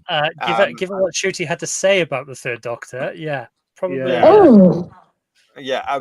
If Mr. Pertwee had been around today, there'd be more expletives. We need your bleeping mic again. It would have been educational. Let's just say that. It would have been educational. One thing. Go on, George. Okay. One thing I'm glad on this box set was on the behind the sofas. Peter Davison isn't there, because I don't think I could put up with him bad-mouthing Mr. Pertwee again. Yeah, because you told us that on the season when we reviewed previewed the season. Was it 9? Which one was it? Where am I up to? Season 9. Season 9, yeah. Season 9, standard Blu-ray, which is also coming out very soon in the new year. It's a Pertwee fest, and quite right too for his 50th anniversary. Yeah. I don't know if the BBC would have planned that. They probably hadn't at all. But well done, happy accident. But you said that Davison criticizes John's performance. He's very dismissive of him. Yeah. Is he? That's only because he's not around. He's lucky to have been in the same acting studio as Pertwee. But I think with regards to Gatwa and what Pertwee would have thought, I think we can pretty much guarantee that if Pertwee had given Gatwa his opinion, Gatwa would be in tears. I don't think Pertwee would approve of the show coming back at all, to be Yeah. honest. Yeah. Remember that fantastic clip in the Doctors documentary from '96? Do you think the show should come back? No, not really. Yeah. Not unless I'm in it. Yeah. Getting to where we are now, I actually agree with Pertwee, because I now know what he had concerns about. Because he would say this at conventions when the year before he was passing on, when there were rumors it might come back, and those rumors were the closest we got to what became the '96 Paul McGann movie. Yeah, he was going on about. I'm ad-libbing now, but he wasn't happy with the showbiz rumors that the thing was going to come back with it. He said it should just leave it where it is, because they will ruin it. It will get to a point where they ruin it, and by God, he was right. What did he say? Don't dig about. Why dig about? That's what he said. This sort of stuff. Day. And here we are on Whose Views and saying the same thing right now. It's had its day. Get it off. Let's go and watch season 7 from 1970. It's on its way on collector's edition Blu-ray box set. There's a lot of love, a lot of excitement for this. Steve Henley is also remembering certain things. Of course, classic things like the shop window dummies coming alive and slaughtering people. What is not to like? Season 7 is also one of these iconic series, because there are images from season 7 that have stayed with the great British public to this day, and Steve Hindley's an example that is one of those, isn't it? And yet you never saw the shop window dummies actually coming out, if you know what I mean. You didn't see them. As I said, one of the brilliant things about Doctor Who of this time, and here's a classic example, is you don't get the shot of the glass breaking and the dummies coming out. It's done as a cutaway and a reaction shot. And it comes back to a bit of broken glass on the pavement, and they're rampaging, and the editing is just done so well. You don't miss the actual shot. Your mind fills in the gap, doesn't it? Yeah. Your mind fills in the gap. Again, the pacing of that sequence is absolutely brilliant, isn't it? Yeah. But again, at the time, that could only be achieved on film with the sort of editing it needed to pull that off. You couldn't have done that on videotape. Yeah, but do you know what? I until it was pointed out to me, guys, I had always assumed I'd seen them doing that, and we should have known actually. The RTD, the writing was on the wall back then when he said I had to show that because you never saw it originally, so I had to show it when he brought the thing back for Rose. I had to show that bit.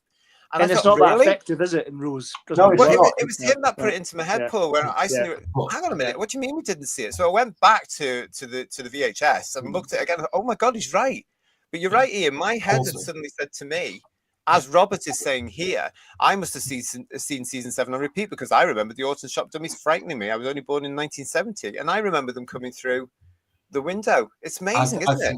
I think it might be a case of memories blending together as well, because isn't there one of the illustrations in the Auton Invasion Target book, the dummies crashing through the shop window? It's stepping through the window and the policeman's dead on the floor. Yes. Gun smoking in his hand. Yeah. So, that probably subliminally planted the memory in a lot of people's minds as well. It's amazing. It's amazing how the child... Sorry. No, go on, Michael. No, I was just going to say, it's amazing how the childhood memory cheats more so. I mean, my first memory of Doctor Who as a kid was watching Logopolis when it first went out, and my childhood memory was of Tom landing face down, which didn't happen. But and then Peter Davison sitting up. Of course, it wasn't going to. I mean, the star of the show face down, not going to happen. No, but I'm just talking as for some reason, my 5-year-old memory, until I saw it when I was about 13 again. I was like, oh, that's not how I remembered it. So the childhood memory. You denied that wonderful nostril shot that we got. Oh yeah, that's terrible. Anyway, This Auton scene, though, this Auton scene, of course, gave rise to that long-running myth that it was Hartnell in that builder's tent as well. Yes, I haven't heard that for years. Yeah, I didn't hear that one. Yeah. I mean, it does. You hear the glass breaking and everything, and people screaming. And there's this old guy sat in a builder's tent. I think he's talking to the copper before the copper goes and gets croaked. Can you imagine? And it does look. It does have a bit of a hint of Hartnell to him. It's not. Can you imagine? I think about to watch that. I don't remember that at all. Do you know? Another long-standing myth about not necessarily Spearhead, but Pertwee's first story, and I've heard this over the years, and I don't know if there's any truth in it or not, was the original idea was he was going to be launched with a third Yeti story, and that's why his original photo call was with the Yeti costume. You see, now I just assumed it's because it was the nearest monster they had in stock. Who were the two writers of the Yeti stories had fallen out with the BBC, and they said, no, you're not using our, so they ditched it. And Robert Holmes, by the way, Robert Holmes co-scripted a very nice little low-budget movie in the 1960s called Invasion. With Edward Judd. Judd. Yeah. And I'm not going to give anything away about it, but if you watch it, you will see that he revisited a lot of elements of it for Spearhead from Space. Yeah. Nothing wrong with that. Nothing wrong with that. If it's his own stuff, I don't mind that at all. Going back to the Yeti story, though, wasn't there another story attached to that with the writers of the Yeti doing a Fraser Hines, Jamie Leaving story set in Scotland with the Yeti? Wasn't that another? Oh, that's just a fan rumor, though, wasn't it? Is that a fan rumor? It's not a real story, then. Okay. No, I'm sure that was a fan thing, wasn't it? No, I think the Laird of the McCrimmon was a potential story. I don't know if those two were the writers. For it. Okay. Mervyn Haseman and Henry Lincoln, I've just remembered the name. Yeah, they fell out after the Dominators, didn't they? And apparently that dispute with the BBC, they said, no, you're not using our characters. So the idea was ditched, but apparently Derek Sherman's original idea was to a third Yeti story. Sorry, Ian, go ahead now. But is the Brigadier their character as well, though, or is he shared in some way? Because obviously he first came in one of their stories. That's right, yeah. Yeah, so I don't know if you know the Lethbridge Stewart novel series. Yeah. That's because Lethbridge Stewart is technically Haseman Lincoln creation. So he can be used in that. And when he's reappeared, or references to him have reappeared in the modern series, that's been done without permission, allegedly. Oh, really? But isn't the loophole there that they'd already given their permission for the character to be reused in Invasion, which was written by Derek Sherwin? So that was already a standing agreement, so it could come back. Yeah, it's really murky, and you know, Derek Sherwin has argued for years that he came up with UNIT as well. So all of it is mired in a bit of. And the Time Lords. Right. Yeah. Well, this is the thing about Doctor Who back then, because they didn't realize this was going to be issues 60 years on from the whole thing, you know, and it's a real, I mean, we've seen it recently as well with the first ever Doctor Who story, haven't we? It's the same thing. But, you know, when an author comes up with this and they're paid to do a script and they come up with characters in the script, that is their property. That is their property. I mean, Bob Baker, of course, had K9, part of his with Dave Martin. Drax is Bob and Dave's. You know, all the Omega, the Axons, all these things. So it goes with the same sort of territory for all these, and you have to understand that the estate should rightfully have a say in what happens with their characters or what's. So I can understand the modern series who don't seem to understand this complication unless it comes down to one of their creations. It's all Terry Nation's fault because he was smart and retained the Daleks. Yes. Well, ahead of his time, that one. You can say to the British public, says Bill Lowry, John Pertwee's first season, blank. The first season of Doctor Who in colour, blank. The one with the shop window dummies. Oh, that one. Yeah, you absolutely will. Hello to Monsignor Sinbad the Sailor. How are you, sir? I remember Lifetime before movies, very simple, but we had books and pictures. Thank you for sharing, Monsignor. Good to see you. Thank you very much for that. Lots of you here as well. The doc, that just moved up. Gosh, your chat is going so quickly. We had the MD74 What were you saying to me? Let me see if I can find it. There it is. The doc, MD74. I tried very hard to give the new series a chance, but alas, I will always go back to classic. My family like it, but the essence of what I grew up with is not there, so I know where my happy place is. And I'm assuming it's here with Series 7. Yeah. Yeah. Mhm. Yeah. That's the beauty of this thing. Always buy the physical media, everybody. Support this range.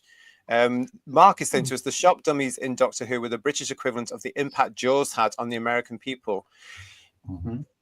I mean, it's tame, Doctor Who, let's face it, but because the original Doctor Who, especially around this time, the 70s, and some from the 60s, like the Cybermen coming up from the sewers in the invasion, those iconic images, which have been played by the BBC in the 30th anniversary year, the 40th, the 50th, not so much in the 60s because nobody cared.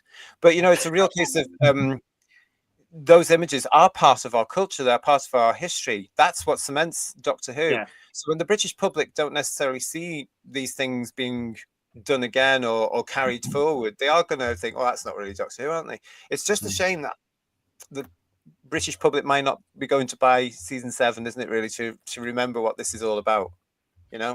Do you know what I mean? Do we have any figures so far how the charts are doing with the pre-orders? Any idea? Well, as I said at the top of the show, we do, because in HMV, it is number 1 in the Blu-ray charts. At Amazon, naturally, as Amazon, it is number 1 in Blu-ray.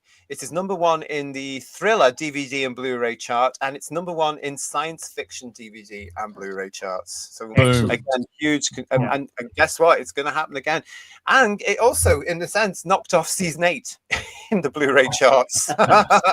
So well done to the Pertwee era. Having 2 within weeks. Outdone himself. It's just a shame the great Mr. Pertwee isn't here to enjoy the royalties from it. We worked out he would have been around about 104, wouldn't he, at the moment, Mr. Pertwee? But he would have. Can you imagine? He would have hopefully Ingeborg might get something. Yeah, he would have loved it. He would have loved it all.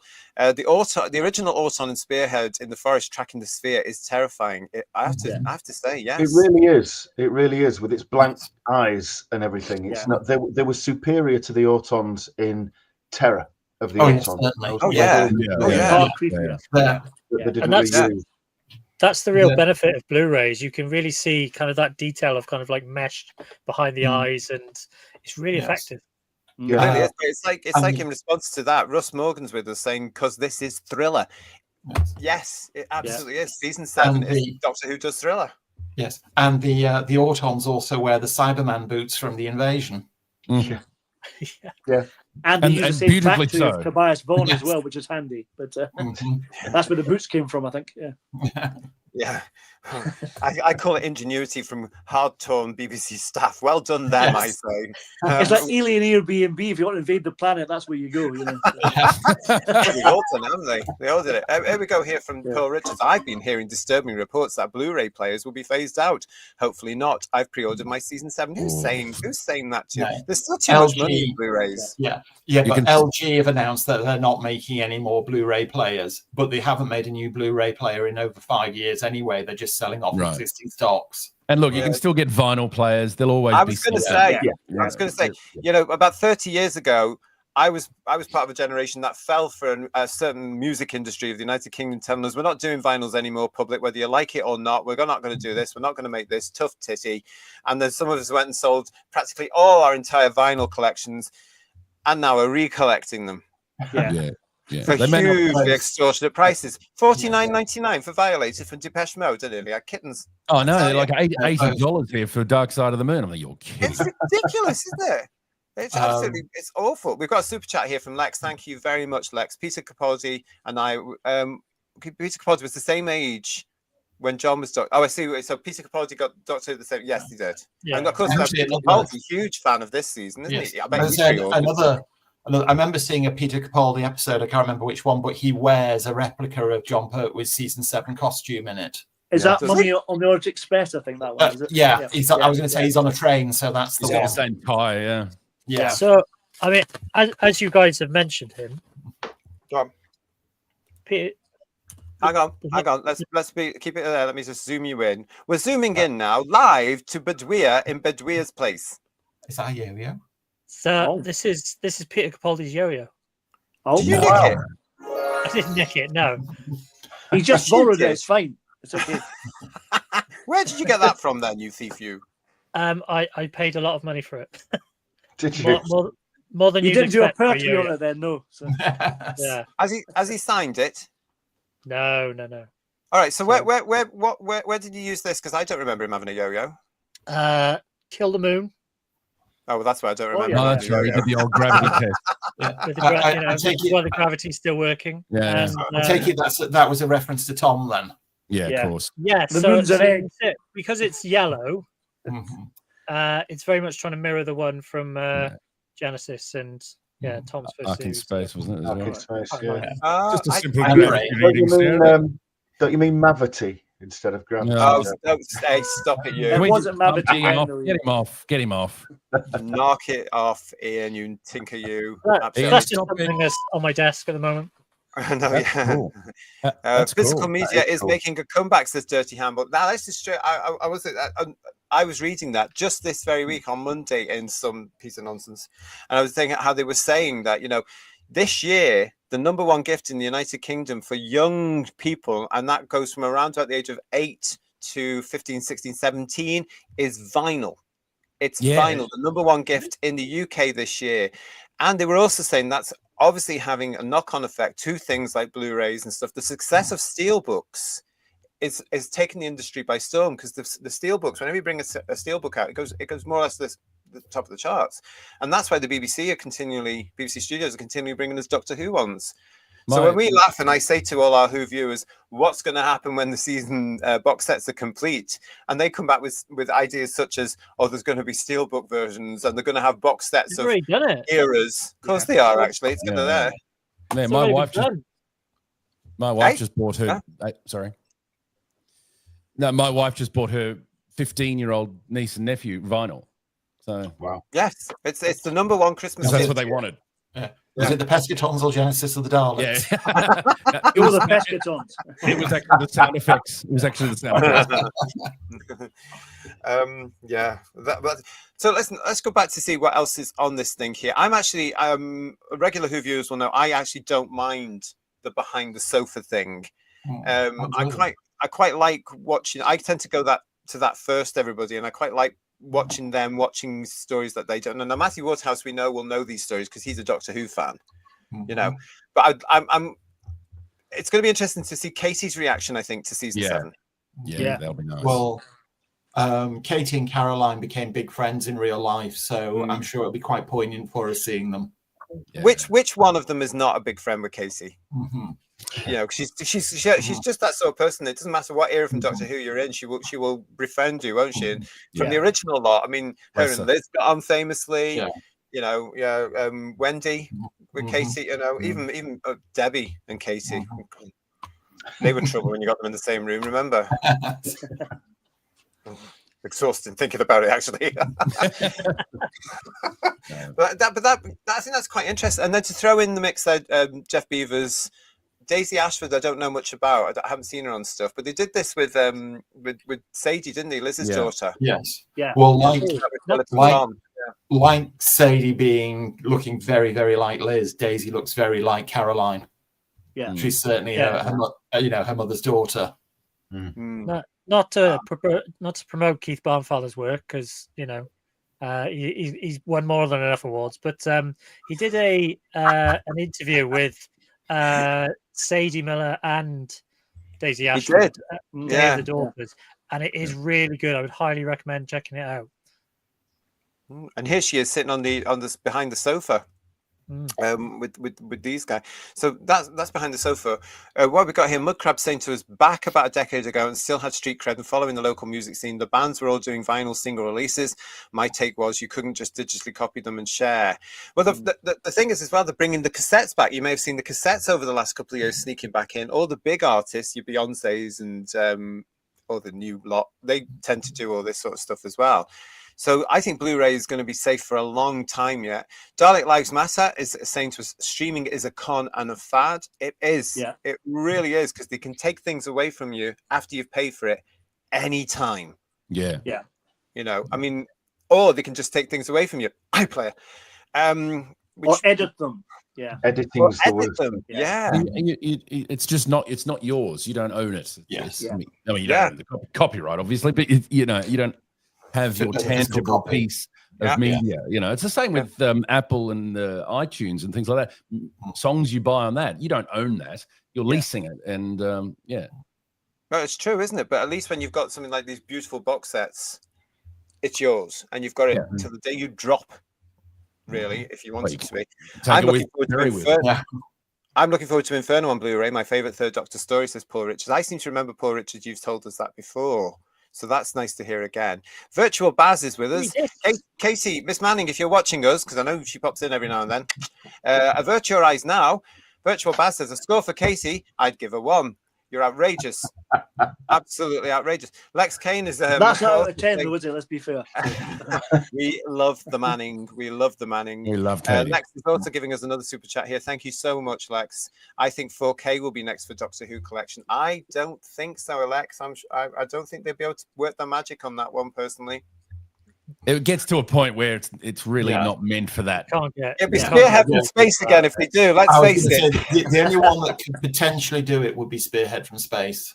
Yes, and we'll all be there buying it yet again because it'll have a lovely cover and zany stuff. I think they'll give it maybe another 5 years, and then they'll start doing the animations with reconstructions instead using AI. That's a whole AI. Yeah. Or they'll use AI to process videotape to give it a film effect, if they can do that. We're talking 2 years on. I mean, there's a lot of experimentation going on in how you can animate the telesnaps and link the telesnaps together. So AI will probably be used for that, which will be interesting. I think that'll be good, and that's the thing. I mean, that's a whole deep dive, isn't it? AI, but the because it's generating from already existing material, by definition, I think it will work perfectly for reconstructions. I'm not mad about AI for new material, creating new material, but to reanimate, as you say, telesnaps, I think that's just going to be fantastic. Yeah, that's probably going to be the only way we'll ever see things like Marco Polo as they were intended. Yeah. In which case, bring it on. Yeah, I think it's a matter of time. But Marco Polo's iTunes ready, isn't it? And has been for 12 years, just about.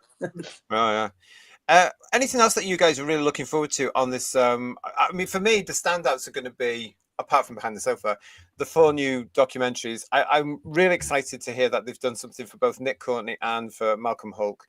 I think the fact that we've touched on it here, actually, without actually thinking about it, but the whole thing of the terror of the suburbs, where it looks at, allegedly, when it looks at Doctor Who being down to earth and set in, well, I was told by Uncle Terence at a convention and answer when I'm in my youth asked the silly question, when does this all happen? And he says, it's 5 minutes in your future, son.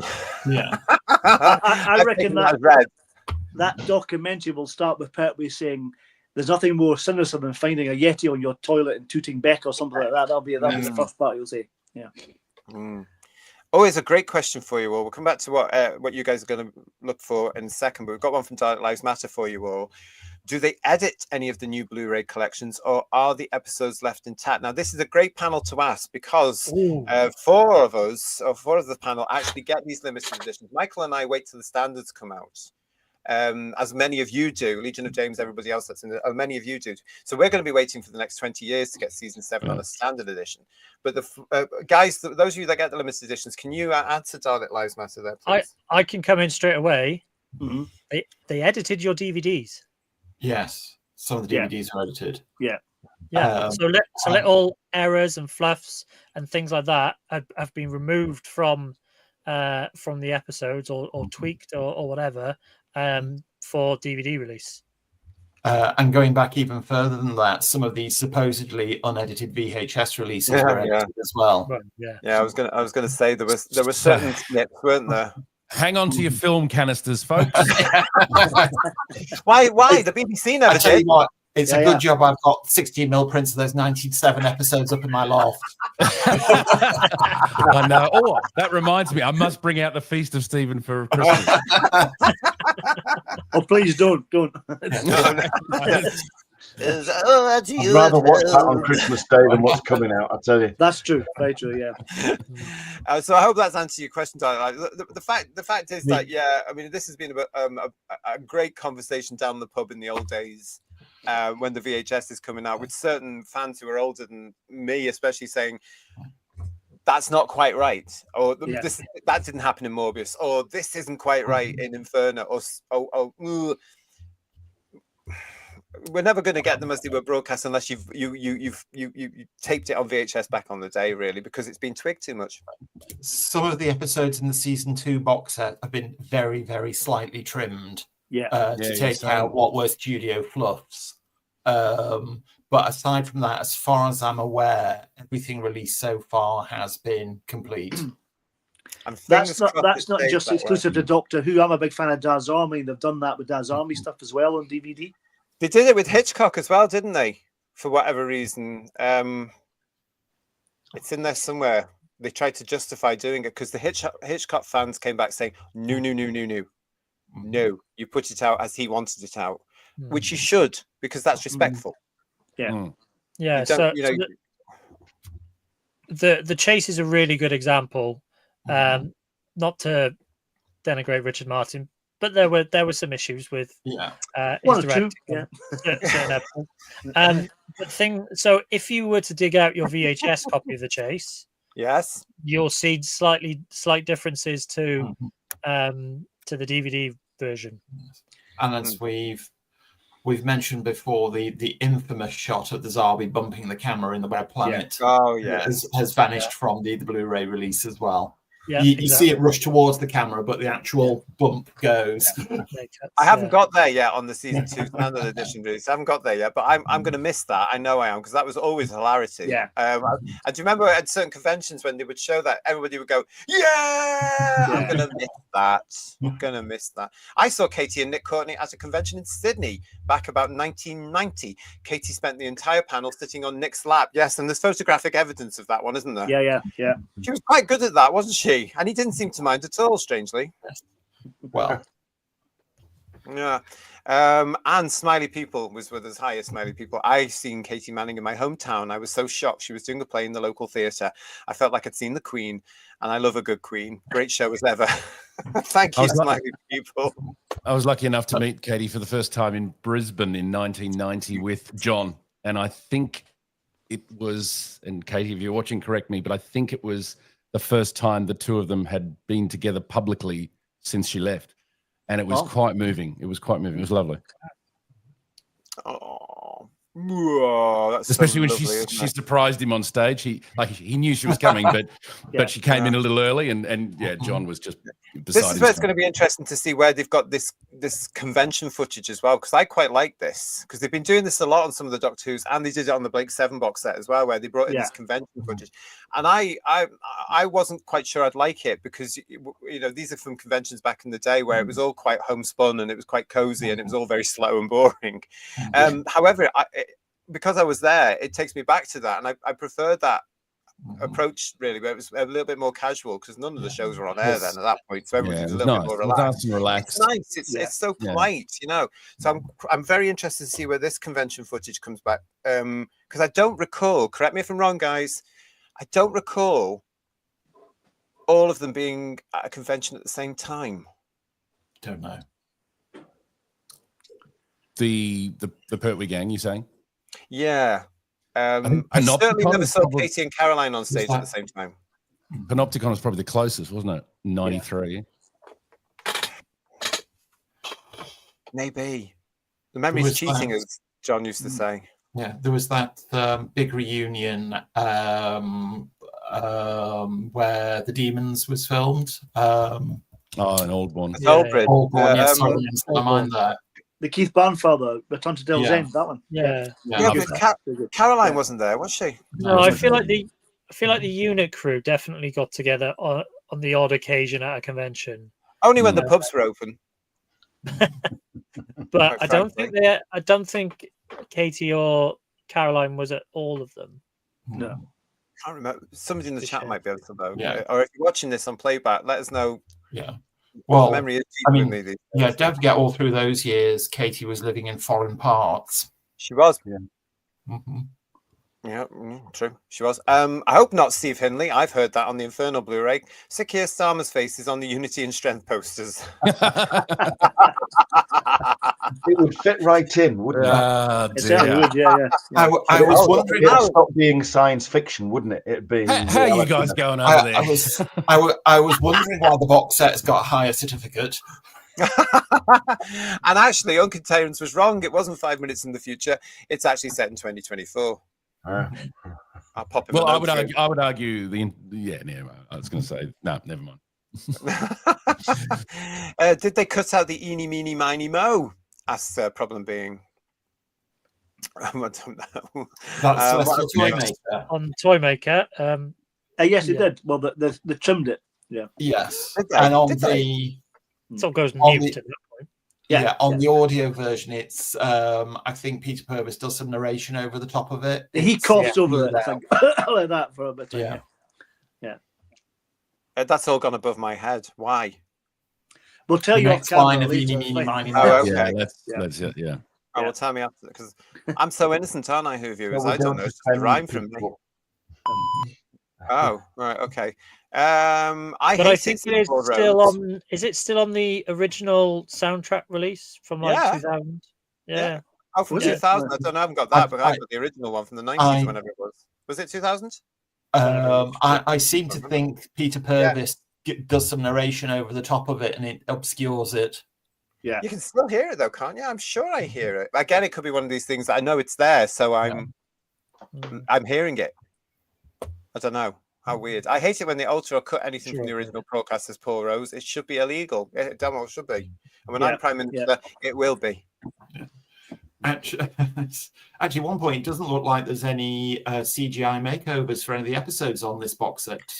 It doesn't say anything about that at all. Some the Who viewers in the chat have actually mentioned that, but it doesn't look as if it's got. There might be some surprises in these omnibus editions, but they would mention it, wouldn't they? Because it's a selling point for it. Doesn't need it, does it? It doesn't need it. Season 7 is perfect. Don't touch it. Leave it alone. Yeah, and that could show the respect that they've got for season 7 when they've looked at it and go, no, we don't need to do anything here because it's near perfect. Let's have a look when it comes out. We'll come back and I mean, talk prior about to the it. announcement, the only thing I thought that could have been done was the T-Rex in the Oh side yes, of course. Yeah. First use of CSO. Yep. Yeah, maybe that. Maybe. Sorry. You'll have to T-Rex. tell us when you've watched it all. T-Rex / pajama case. Yeah. Yeah. It's very Godzilla, isn't it? To be honest. The only thing I can see from a BBC Studios point of view is if they redid the T-Rex in Doctor Who and the Silurians, that would set the precedent for what we actually really want coming a couple of seasons later. Yeah. They're going to have to do that. Surely they're going to. But they've said they're not going to. Oh, Let's really? see if they stick to their gun. Yeah, they said a couple of years ago it's not going to happen for Invasion of the Dinosaurs. They're not going to do it. Let's see. Really? Yeah. They- The only thing with Invasion of Dinosaurs, if you think about it, the amount of screen time the dinosaurs get compared to all the other CGI makeovers that have gone before, they would have to have an enormous budget to do that amount of footage. Look, if the technology, if it requires them to leave it till last, I'm happy for them to do that. Yeah. Yeah. I mean, Oh, to it's me, the last VHS, wasn't it? Invasion of the Dinosaurs. It was the last VHS release. Yeah. Yes. Yeah. if 40 years it took those VHSs to come out. 40 years, and Invasion of the Dinosaurs was the last one. And Well, it was I'm at just- least hoping for a decent colorization of part 1, though. That'd be good. I was about to say, Paul, if it was a choice between CGI dinosaurs or a proper color restoration of episode 1, I'd rather have the color restoration. Well, Yeah. why not both in this day and age? Yeah. They must be earning money from these box sets because they get Well- 2 shots at it and they both go to #1 in the hit parade. People can do Yeah. decent dinosaurs and stuff on their PCs. Yeah. It doesn't need a massive budget, I don't think, anymore. I don't Yeah. think so. I mean, I always think of the 30 Years in the TARDIS documentary, that Yeah. scene where Pertwee's in the Whomobile. Yeah. And Yes. Really good. Yeah. he's menaced by the dinosaurs. Now, I don't know if those dinosaurs were repurposed for something else or they were a new creation for the documentary. But just look at, and that was way back in 1993. Look at the difference between those and Invasion Dinosaurs 20 years before that. Yeah. Yeah. We've actually got a problem being saying to us here. The BBC has CGI dinosaurs modeled already from Walking with Dinosaurs. They can just use those. Well, Not to mention things like Deep Breath. Because they don't Yeah. have The current thing that's coming Got another in one just a few coming. short days. Yeah. they don't have to be that No. dynamic, you know. No. No, obviously not. And as Dirty Hamble is saying, if that all fails, we can always use the Chewits monster. Yeah. I thought they did. Sorry. That's what he did. I think he That's he an insult he to never Chewits works monster. after Doctor Who. Yeah. I mean, it does slightly depend on how easy it would be to insert them within the shots that they have. That's the thing, isn't it? Yeah. That might be Yeah. the tricky element. Do you know what? There are Yeah. so many clever people, though. I reckon they could do it. I But really do they work do. for the BBC, JT? No. So They again, used to. They used to, but anyway. this could be childhood memory cheating again. But when the Blackpool exhibition first opened, and you went through the entrance down the staircase, and you had the first big display, the very first one was the T-Rex bursting through a brick wall, and it looked phenomenal. Yes. And also, I remember the pterodactyl puppet that was used was there as well. There on the Suspended ceiling. on wires. Yeah. And again, I love Yes. the pterodactyl Yeah. stuff. I think it's great. Was the T-Rex, was it because they had the dinosaur puppet, didn't they? But they also had the used for close-ups heads. The It head, was a very large scale head. because Yeah. that looked fantastic in the program. Yeah. Yeah. Very large scale head, and it was bursting through a brick wall in that very first display case, and it looked phenomenal. Exactly. And they had the Triceratops on the underground. Yeah, on the little model underground station. Yeah. I mean, we're diving headlong into a completely different series season here, everybody. But you know what? That is the story that, and I was saying this just to my friend the other day. That's the story I am next expecting them as part of their recolored CGI version things like the War Games and the Daleks, all in color, as a selling point with CGI stuff in for BBC4 cut down to about 10 minutes. Well, if they can waste budget on that, surely they can use it for the dinosaurs. You know, I like this comment from Stephen Braddock here that says it shows you how popular the season 7 set is, because I know lots of friends who buy the standard editions who are going to get this limited edition because they can't wait this time. I have to say, Stephen, I'm one of them, and I'm on the fence today looking at all this and getting through the show to say, right, should I actually get this particular one now? And as I was saying, I'm going to get it, Yes, I'm going to flog it in 20 years when the standard edition comes out. But it's huge, and it's such a good season. And can we wait this long? Probably not, actually, for the standard edition. It's very, very tempting, isn't it? We'll just have to tell you about it again. So yeah. Well, that's a great show, you see. I don't mind that. I really don't mind that at all. So listen, this has been of course, as you know, we've been talking about season 7, the collection. Classic season, as we've all said here. Beautiful cover, absolutely fantastic cover. It's on the way. It's going to be coming out very early in the new year. So before we go, I do want to say to everybody, what? Look at the spine. Season outrageous. Yeah, season. Oh. Yeah. Let's see if it's on the other one there. No, it says season 7 on that one. Yeah, season 7 on that one. So that's obviously printing error. Yeah. This isn't a fake then, that one, was it? Yes. No, this was it. This is all the official stuff now. The cover of the booklet there. What's Caroline John holding? Or something in front of her. What is it? A bit of the T-Rex costume.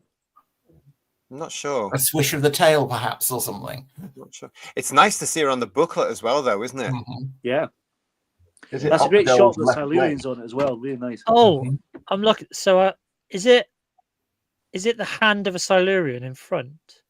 It could be, because there's a Silurian there on the right and on the left, and the Brig's in there as well, just behind John. Yeah, what is that? Silurian on the right. What is a Silurian doing? I don't know.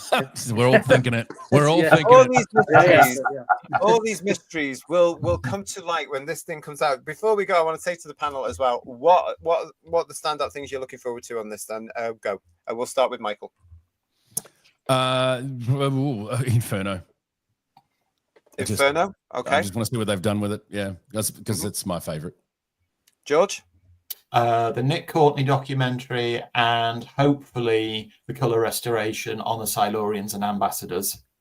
Ooh. Paul? well, much more. People have said the colorization, the restoration, the Mark Hulke one. I'm really looking forward to.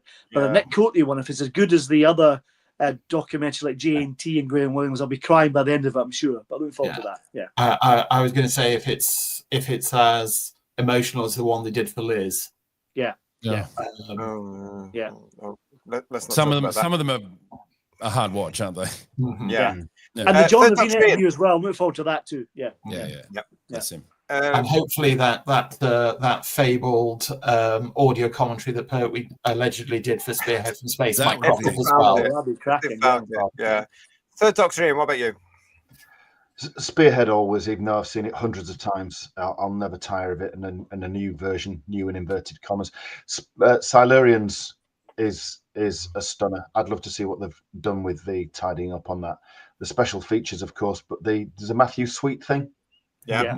That I'll be. I just like the way Matthew Sweet does his interviews. Really, he's really good. He's very, very good at getting people to move away from their standard anecdotes and answers and get new information, new stories out of them. I'm really interested to see how he's handled John Levine because probably with a cattle prod. He can put on this persona, can't he? Yes, he's a tad eccentric but lovely nonetheless. Well, but he's a character is what we're now with character. Okay, and what about you, Bedouin? What are you looking forward to? Yeah, much like the rest of the panel, really. The color restorations on Silurians and Ambassadors, I think those are going to be as good as we've ever seen those episodes. Plus, the other two stories are 10 out of 10 stories anyway. So, for me, it's more the stories on this box set than the bonus features, to be honest. Yeah, fantastic. This is exciting. This is what we have known for months was on the way. We knew it was in what they call preparation. It was great this week to have it leaked. I know they weren't happy about it. Allegedly, they were not happy about it, but it was great to have it. And it's going to be fantastic to see this. I do term this a magical setup. This is, of course, these three. It's going to be lovely to see them on this glorious box set range. Absolutely fantastic. It is Doctor Who Season 7 Collections Edition. Okay. Let's pop it on the shelf then here on Who's Views. There is where you are up to now. Gosh, dare we ask, who's next? Yeah, well, I can tell you that in just a second, possibly. Nope. Let's pop this particular one, Season 7, onto the shelf then. You know where it goes. Let's do it now. There you go. Yay. There it is. It's on the shelf. It's on the way. How gorgeous is that? Not many to go, though, everybody. Look, you've got one Pertwee season left. Yeah, you've got 2 Tom Bakers left and 1 Peter Davison season left. And could that be with you sooner than you think? I think the collection box set should take a leaf out of what Target books used to do, no pun intended, that there should be a page which says currently available in preparation. Well, I'm saying by Gerard Barrett from the Daily Sketch. Yes. Yeah, that's it.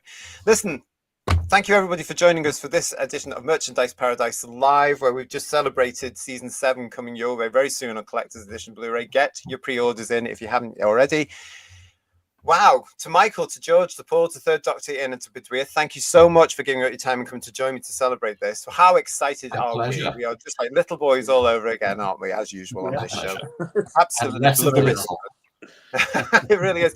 Listen, for those of you still watching us here on Who's Views, we are going to be back on Sunday for Headlines. Come and join us at our usual time of 8 o'clock for Headlines. A little bit of a Christmas spin there for you, because yes, I'll be showing you live on the show how to mince up your pies and stuff your turkey. So everybody, bring along. Yes, we're going to be talking about Joy to the World. Come and join us 8 o'clock live for our Christmas edition of Headlines. Looking forward to that. I'm working on it right now. Don't forget as well that if you haven't got your sprouts on for Christmas, you have to have them on right now. It's the law here in the UK. It's too late now. You left it too late. You need to be on the list in November. Over here, it's peel your prawns. That's the big prep thing here. And with that, we will end the show. And that's not euphemism, is it? until we see you all on headlines on Sunday, don't forget to subscribe to the channel. If you have already subscribed to the channel, please make sure you are still subscribed to the channel, because yes, we're still getting those messages and emails saying that something is unsubscribing you. Nothing to do with us, but please have a double check. From myself and the Whotastic panel, we'll see you all very soon. Thank you so much. Have a lovely weekend. We'll see you again soon, everybody. Bye-bye. Right. Bye-bye, everyone. Bye-bye. Bye-bye. Bye.